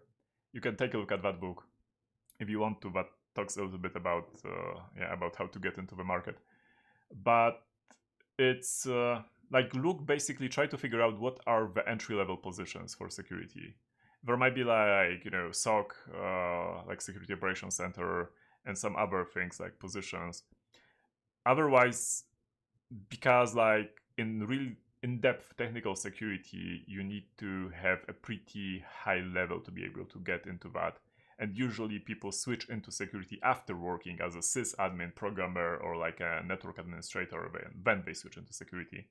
And then, yeah, there's a pretty high bar, especially if you want to be a penetration tester or something like that. It's easier to start like as a sysadmin, for example, and then keep learning, switch into security, and then move there. On the flip side, there are some like entry-level positions, like again, like security operations center. That's not going to be fascinating work. That's like stuff like looking through logs, but it has like an lower entry bar.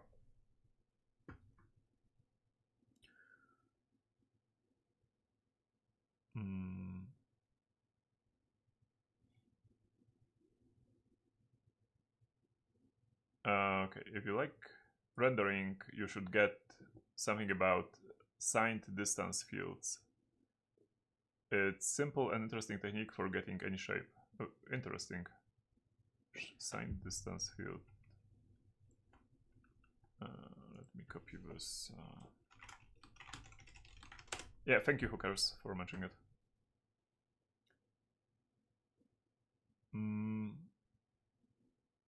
Yeah, and currently is a really hard market for getting like a job, I guess.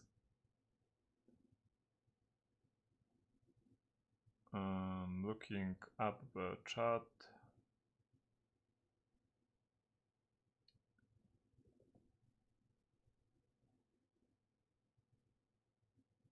Opinion on the Cisco books? Not really. I don't believe I actually read them.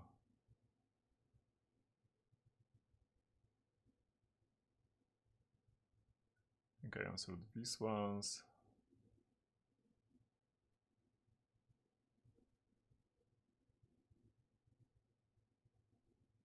Okay.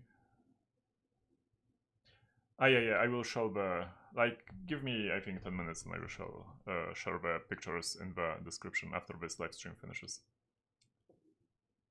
Where are you currently located and what car you have? I'm located in Switzerland, near Zurich. And I have a green car. It's a nice color.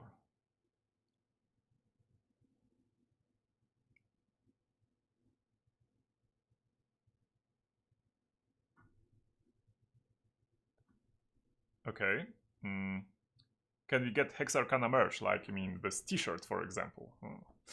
There will be some merch, absolutely. We like, I was even giving out some stickers on like some conferences. I'm guessing there's going to be more merch, especially if you find me on some conference, I might have something with me. Which publisher you like the most? Well, I really like No Starch Press. I mean, I know William, like Bill Pollock. I chatted with him on some conferences and so on, and he's pretty cool. So yeah, I honestly like No Starch Press. They publish a lot of really good things. I think they are my favorite publisher at this point. In Poland, like the Securitum Wydawnictwo, the one which published the web application security and the introduction to IT security is amazing as well. Though they do publish only in Polish for now. Have you been at the recent CCC? No, CCC has like a terrible date for me, and I'm usually like with my family at that point. So yeah, maybe some year I will go there. Maybe if I have some cool research, I will go to CCC. I did play the CCC CTF though, and our team won, so I'm pretty happy with that. But I haven't been there in person. I've also watched some talks from CCC, like, you know, the train one was really fun.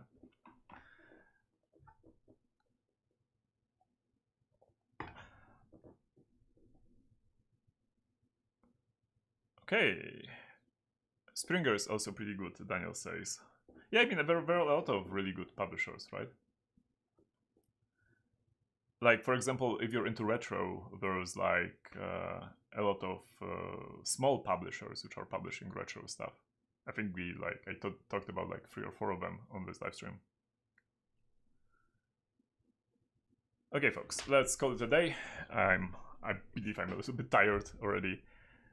Where do you usually read? Okay, I'm going to go with this one as the last question then. I usually honestly listen to audiobooks because I usually like I like to combine activities because what I realized in my case, what works is that I can do two things at the same time as long as they don't occupy the same areas of brain. For example, I cannot read and listen to somebody at the same time. What I can do, for example, is I don't know, like do the dishes, right? Like wash the dishes and listen to an audiobook, because this is like totally different activities. I can also write stupid boilerplate code and listen to an audiobook. That's not a problem. Thankfully, ChatGPT and like Copilot is writing boilerplate code for me this time.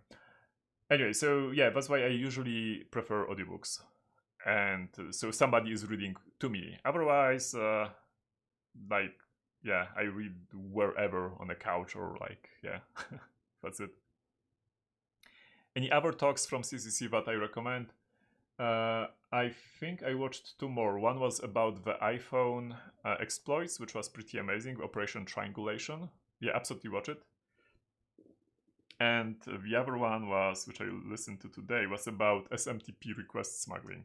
SMTP, not HTTP. SMTP request smuggling. It was pretty good as well. I recommend that as well. Yeah. Okay, so thank you, folks. Have a great night, and probably see you tomorrow on the, like, I'll go through the fiction books then. Take care. Thank you again to my moderators today, to Foxtrot Charlie, to Hebi. Take care, everyone, and yeah, see you later. Bye-bye.